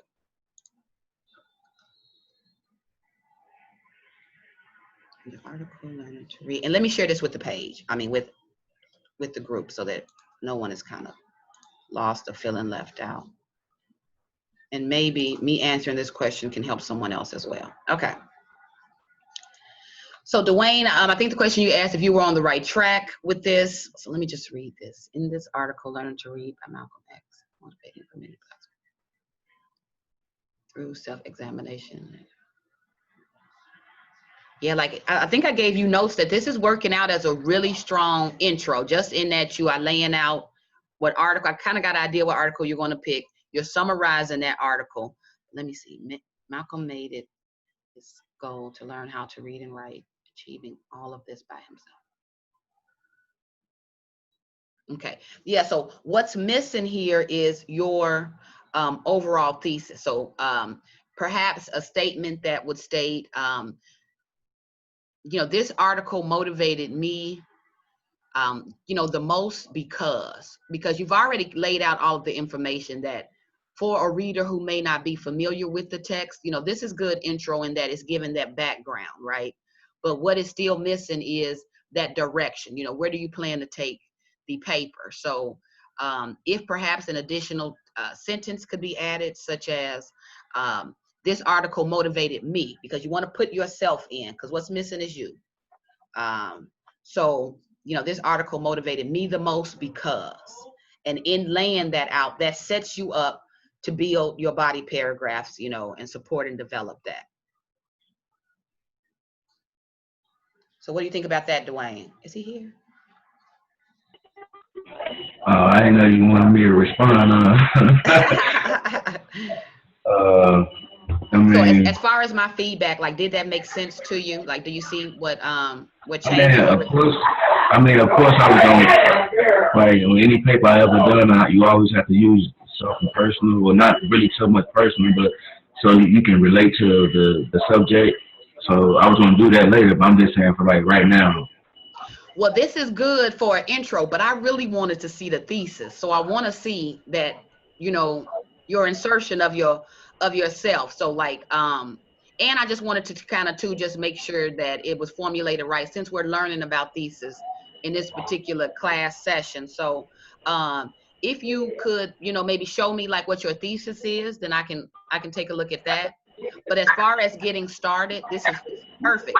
But what's missing is that thesis. So that's kind of what I want to look at.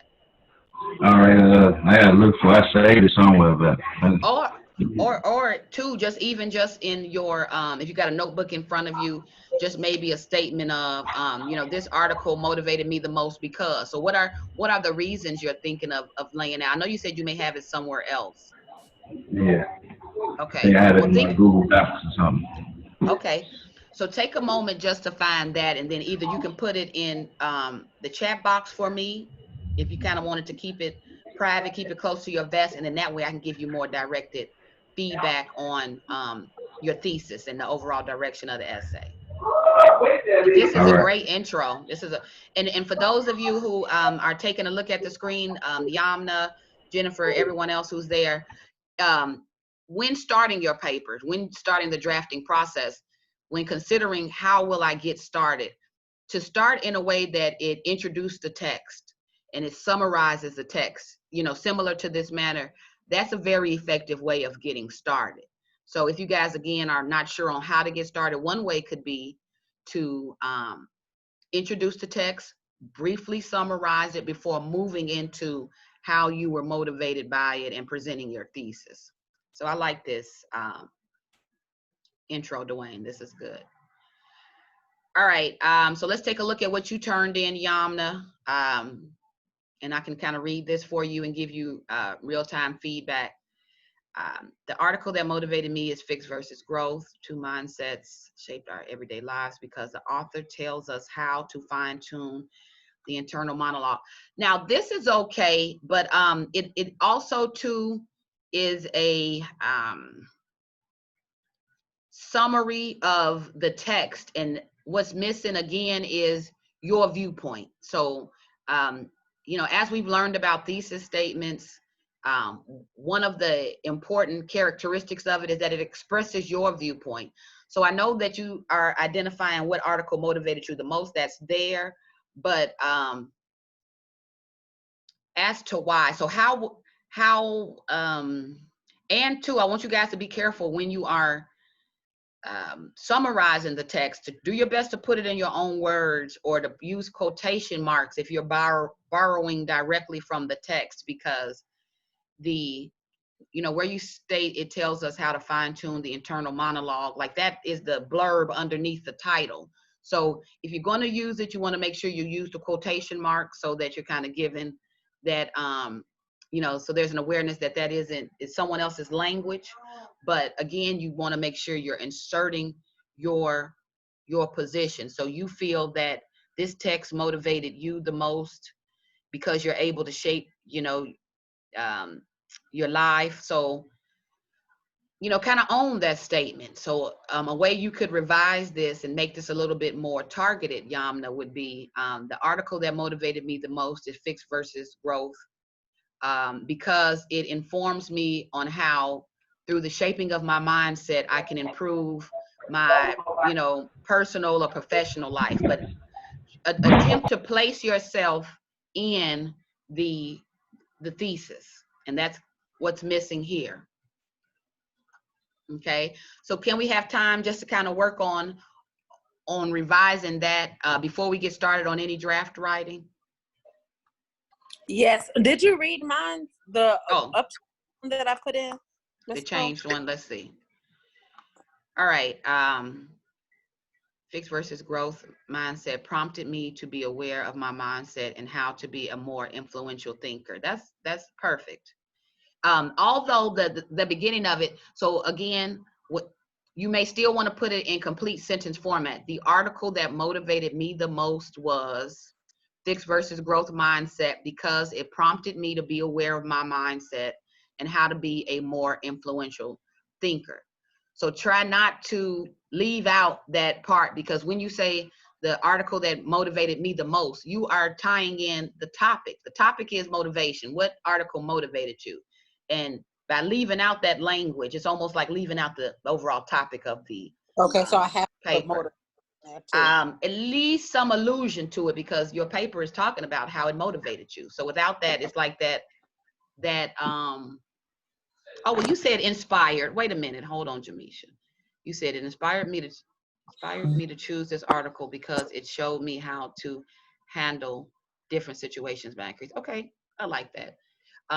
So I can take inspired if not motivated, but we are going to work on the overall construction of it. But yeah, Okay. 3 things that are definitely there that I needed to see: the title that you are selecting, so the fixed versus growth.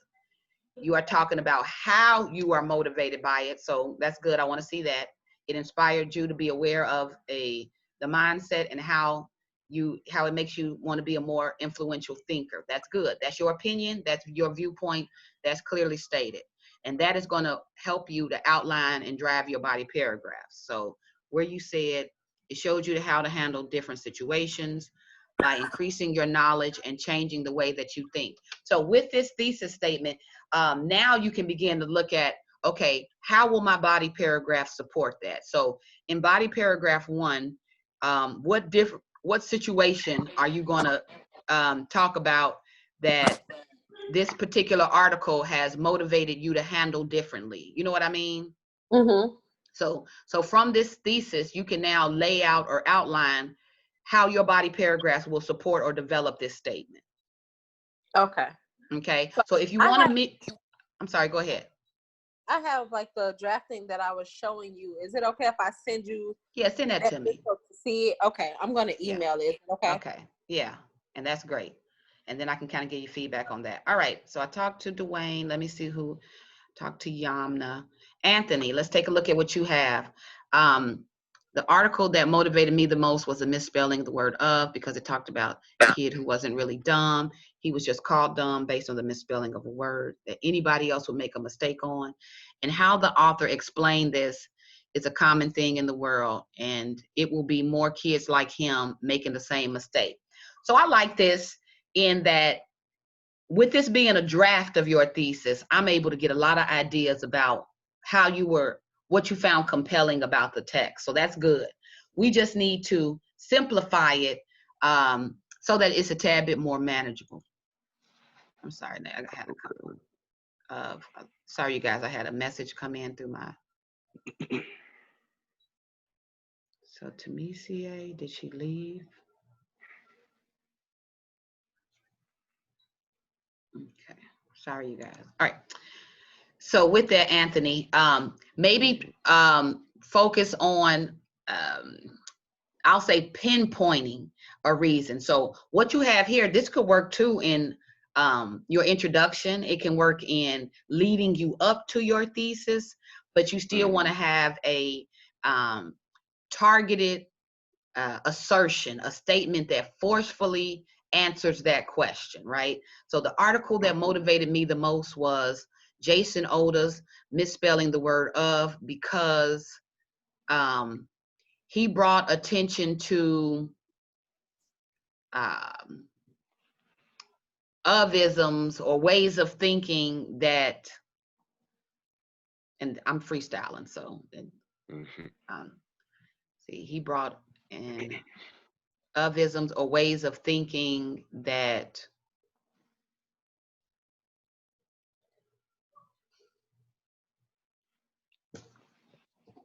and I'm just picking up from what you have here, how I can add this. Okay. So when you say that the young boy, so did you either connect with his example of young Malcolm in that kids shouldn't be made to feel that way, in that they should feel comfortable questioning assumptions such as spelling? Like, what was it about the young boy Malcolm that really like resonated with you? Was it that? It was basically the author really saying that he wasn't really dumb, Okay, I and like see. a lot of people make that same mistake, basically. Right. So, okay. Um, so one way of approaching that would be the article that motivated me the most. And you see where you say the article I think that motivated me the most. Like I would get rid of that I think, because you want to be firm and sure in your statement. The article that motivated me the most was the misspelling of the word of, because it showed how common mistakes. Because it showed how common mistakes can be confronted. Right. Look, let me see.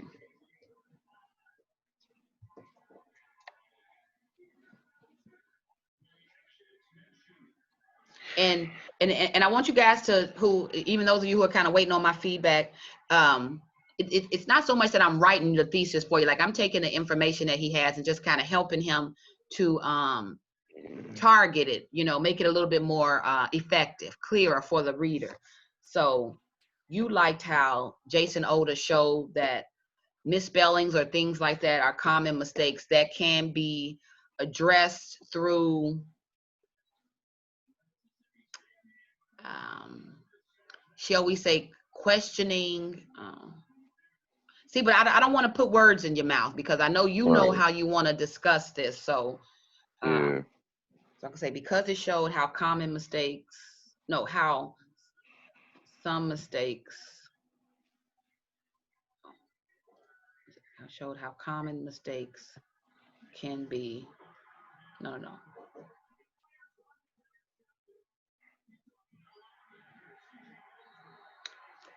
What about if we put, only because one of the main points in the Jason Oda article was that this, it was prompting us to question beliefs and assumptions, right?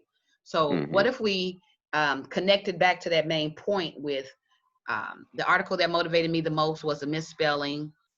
The word was misspelling the word of, because it showed how common mistakes can be,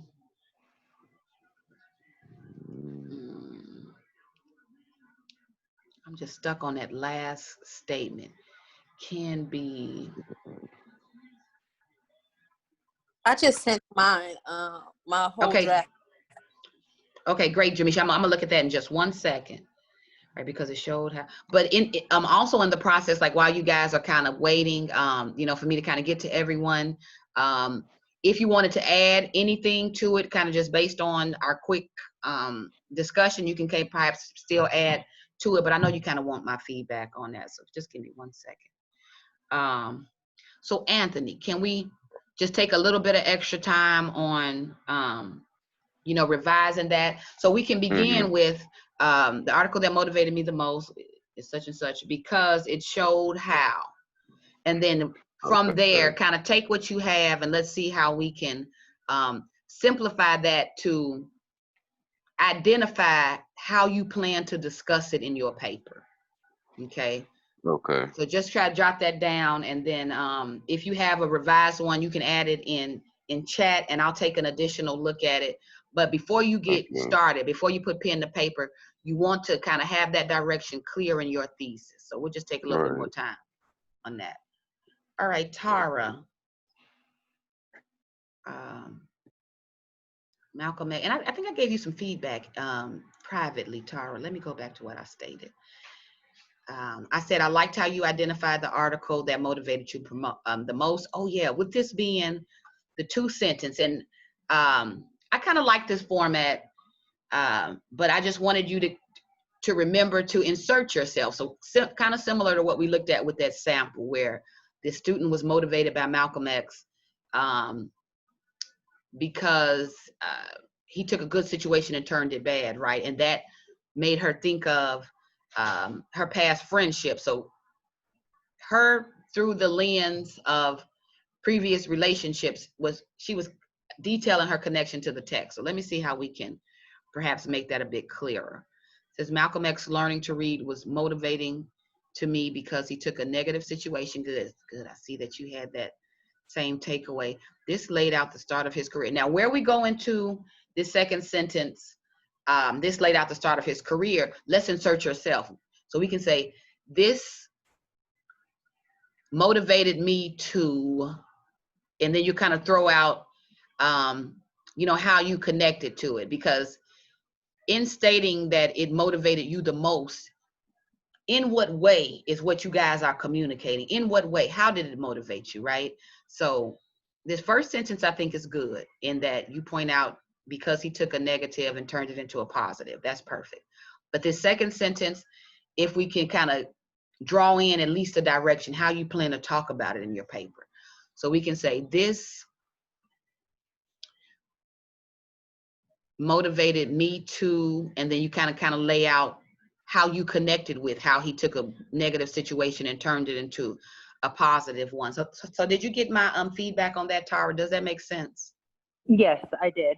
Okay. And if you wanted to, if you're like working on that and you wanted to kind of shoot me any revision, I can take a look at that too before we get out of here. Okay, thank you. You had a few ideas of how to relate to it. Okay. And as soon as you have that laid out, Tara, those ideas can help you outline those body paragraphs. And since you guys are speaking from a narrative, right, we're kind of relating it back to our own experiences, then you will be tying in examples from, whatever idea that you connected it to.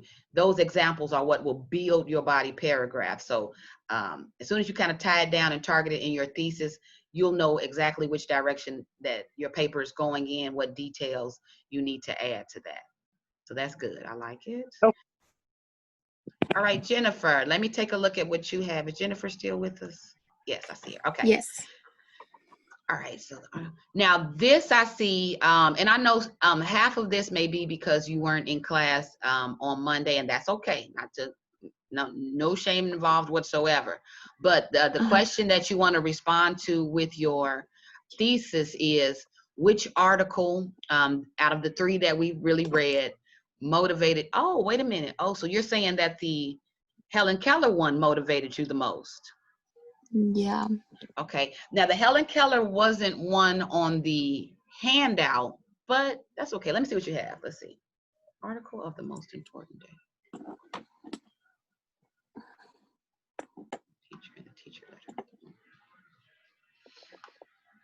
Okay, now only because we didn't really have adequate time to really kind of read and discuss or really get deep into our discussion on the most important day, try to, if you can, select one of the three articles on the assignment sheet. So that will be either the Jason Oda, misspelling the word of, the Maria Popova, Fixed versus Growth Mindset, or the Malcolm X that we read and discussed yesterday, Learning to Read. So select one of those articles, use your annotations or your notes to kind of help you pinpoint which one you connected with the most, and then from there answer the question.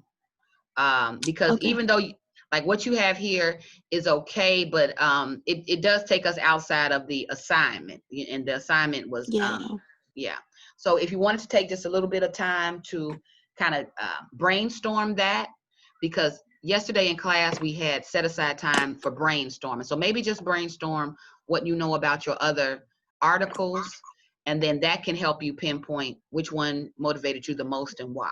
Okay. And then in order for you to get feedback, if perhaps later today, even after we dismiss class, you wanted to shoot me an email with your thesis, I can still correspond with you to give you feedback or direction. Okay.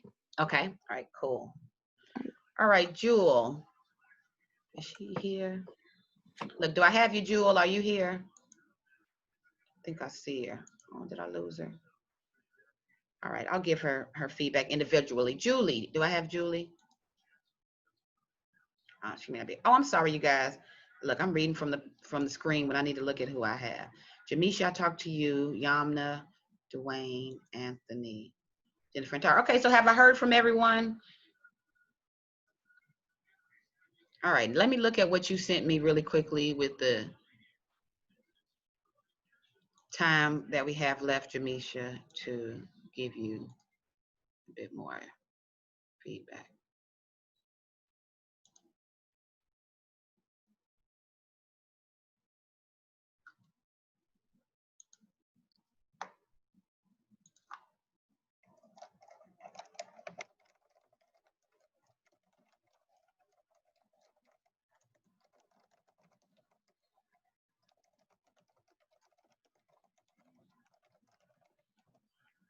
Okay.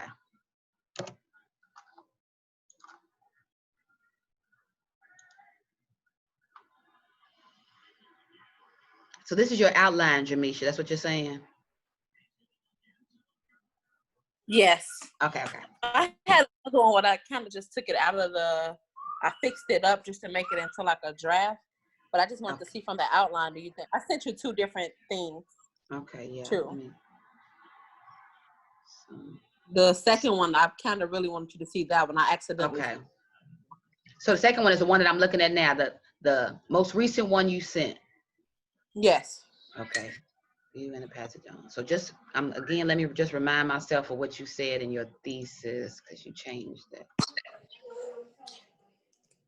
A more influential thinker. Okay.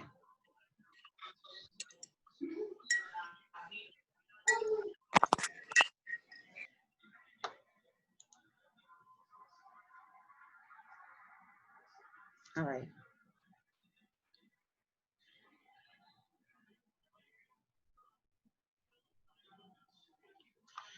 So when you say, Jamisha, in that first, oh, I see.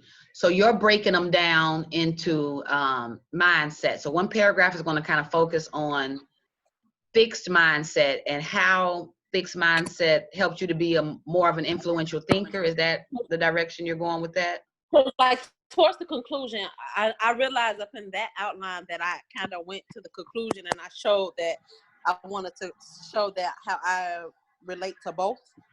So I want to show like how I relate to fixed mindset, like what actions I do like towards that. I'm going to put that in that body.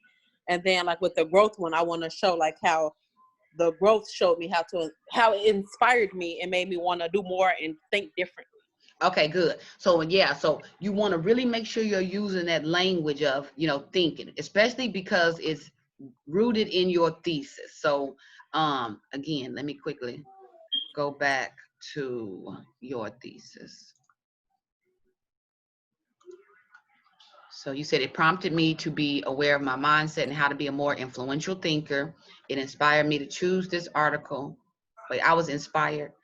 And even in your drafting, Jamisha, like try to draft it as, in a complete sentence. So where you say fixed versus growth mindset, that's fine. Then when you say inspired me to choose this article, I was inspired to choose this article because it showed me how to handle different situations by increasing my knowledge and changing the way that I think. So, okay, so with that, the ideas that you have fit into it.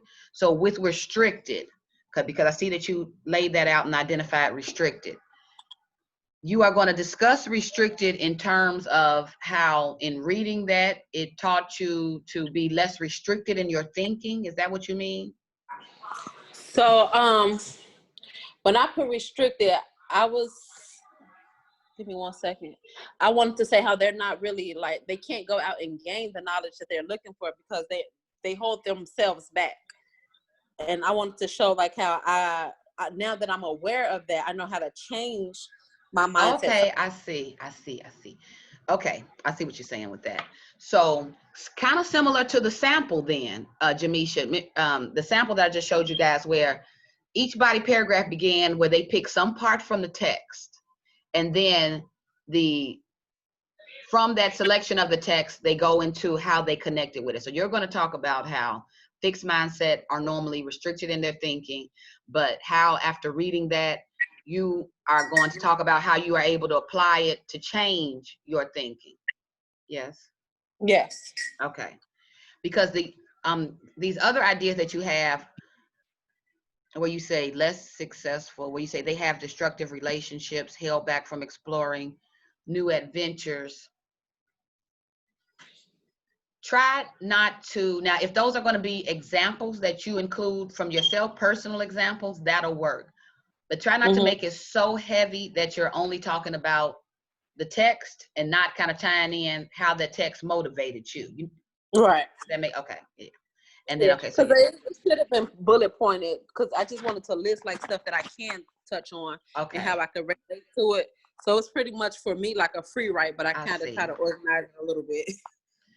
Okay, so for that next one on growth mindset, you're gonna talk about how it was more open-minded, how they can create opportunities, and then you'll talk about how you were influenced by that way of thinking to be more successful, to understand that failure isn't the end of the road, and to be I see. And then conclusion paragraph, talk about how both motivated, because you can identify yourself in both. All right, good. I like this. I like it. I'm kind of working through my understanding because it is kind of just these ideas, but absolutely, as long as you are clear on, I can talk about what I got from the text, but I still have to connect it back to, how I was motivated by it. But you can see, like, because I am, everything is from the text that's on here, but I just, for me, what I see is where I can, like, relate to it and where I can add on in the paragraph so I can explain, touch on them more. That's what my plan is and how it's going to be set up. Okay, good. All right, so I see Anthony. Yeah, absolutely good, Jamisha. That's a good start. So now that you have that start, you can really start banging out the drafting process. Look, I lost somebody because my screen just changed, but let me see Anthony really quickly. The article that motivated me the most was because the author.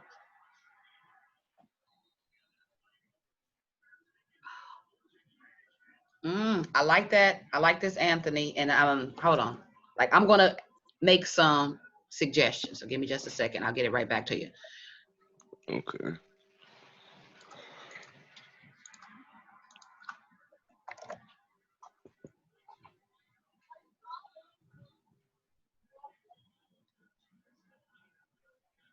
Hello?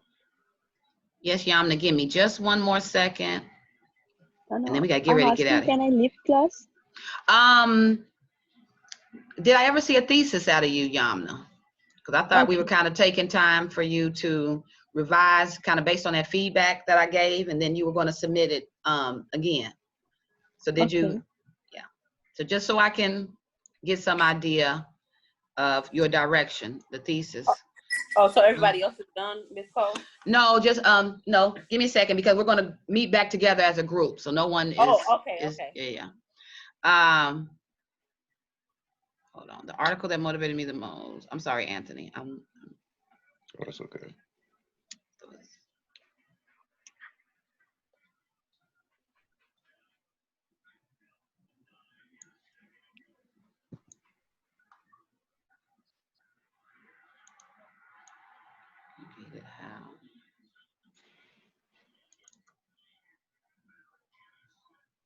I like this.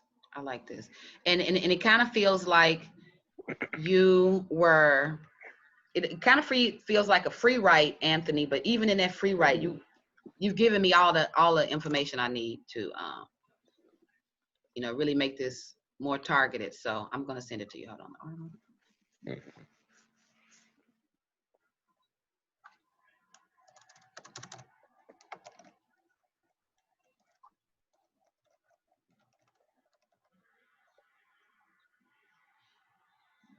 And I'm going to look at the verbs I used, Anthony, where I say, here, I'm sending it to you now so you can see.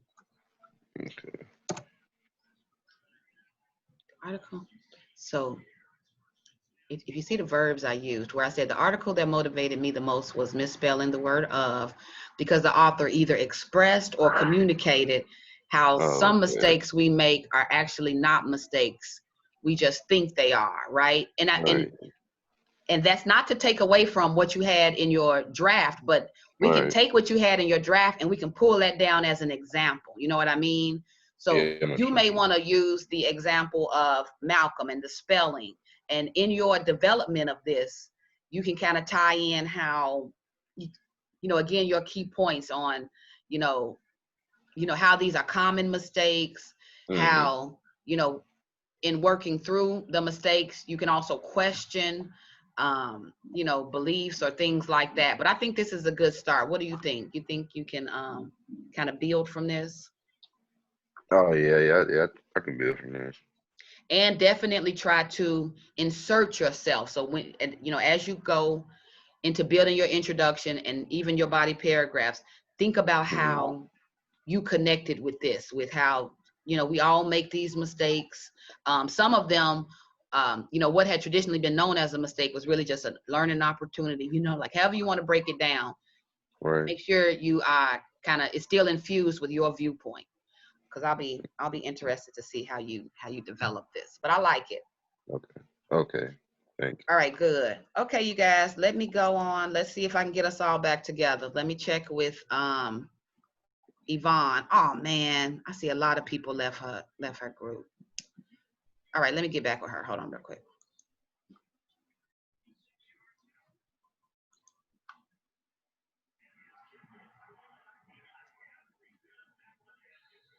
Okay, so we got about a minute till all the breakout rooms close, and then we'll all be back together. So you guys just hold on for me really quickly, and I'm gonna give us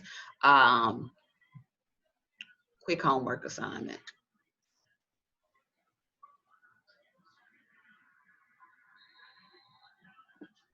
I'm only gonna put one thing on our plate tonight, you guys, and that's drafting. Just start your writing.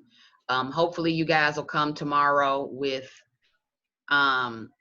your drafts. And then now that we've kind of cleared thesis statements, even though Yamna, I don't think I've still seen yours.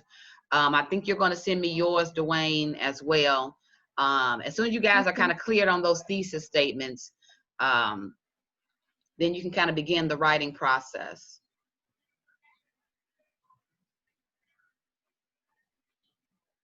You want I submit?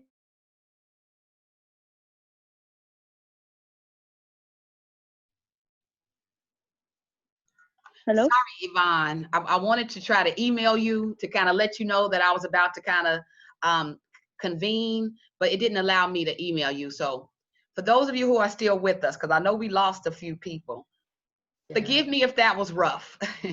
That was very different, but a beautiful student. So that was good. Awesome. Good, good.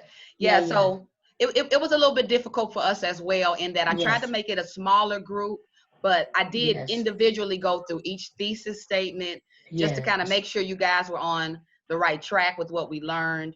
From that, I wanted to look at your thesis statements to see how you can use it to outline in terms of building your body paragraphs and starting a strong drafting process. So hopefully we were able to get some understanding or clarity there. How do you guys feel? Good. I know. Don't be mad at me. I feel like I got somewhere to start. Okay, good. Good. How do you feel, Jewel? Oh, she may be gone. Yeah, I see we lost some people. So I may hear about this tomorrow, but it's really no way, it's really difficult to workshop, but this class needs workshopping. You know what I mean? So yeah, that's right. And the difficulty isn't really, you can't work privately with them unless there's a way that that I don't know, And you know what I've been doing, Yvonne? I've been doing the chat, and I know that's difficult. Now we did do the chat. Okay. But they have to do it privately. Yeah, I've been doing it privately. There has to be a way where they can do it. Can they put in privately? Can the student do that? Oh, you know they're what? the ones responding. I know we can do it. And it has it so we can send you guys messages privately or direct.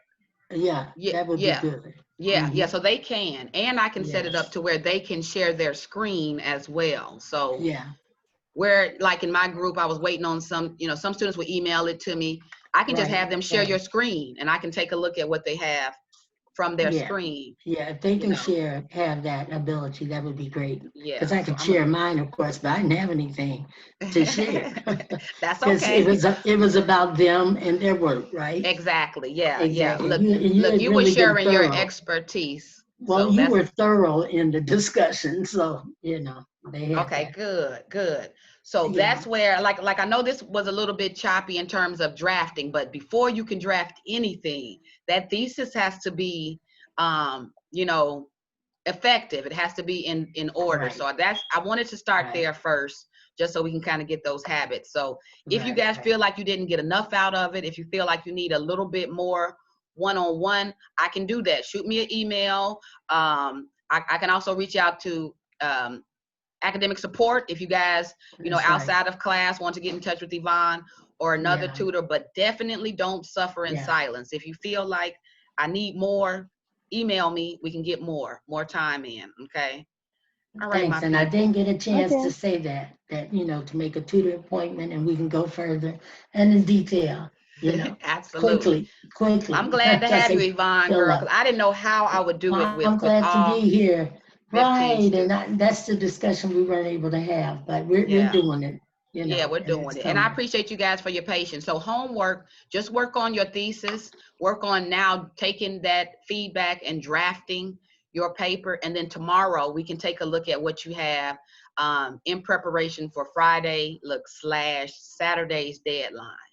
Okay. I think I lost Okay. Jennifer as well. So, all right, my people, I'm a little bit over. I'll go ahead and let you guys go. Enjoy the rest of your day and I will see you tomorrow. Now, did you want to keep me on? Not Yeah, yeah. let me go? Because Yeah, sure. I think you might be the one that's able to do it, you know. Okay, I just bye. don't want to be. All right, see you, Bye. Yamna. Don't forget to email me your thesis. I submit again? Oh, No. yeah, I Yamna, can because submit again? yeah, you can submit again because Uh, based on the feedback that I gave, in I wanted to make in those. I Google. want you to, Okay. In Google Drive or your or you can email? you can send it to me email. Okay. Bye. All right, see you. Have a good one. Okay, okay. Julia, is Julia still there?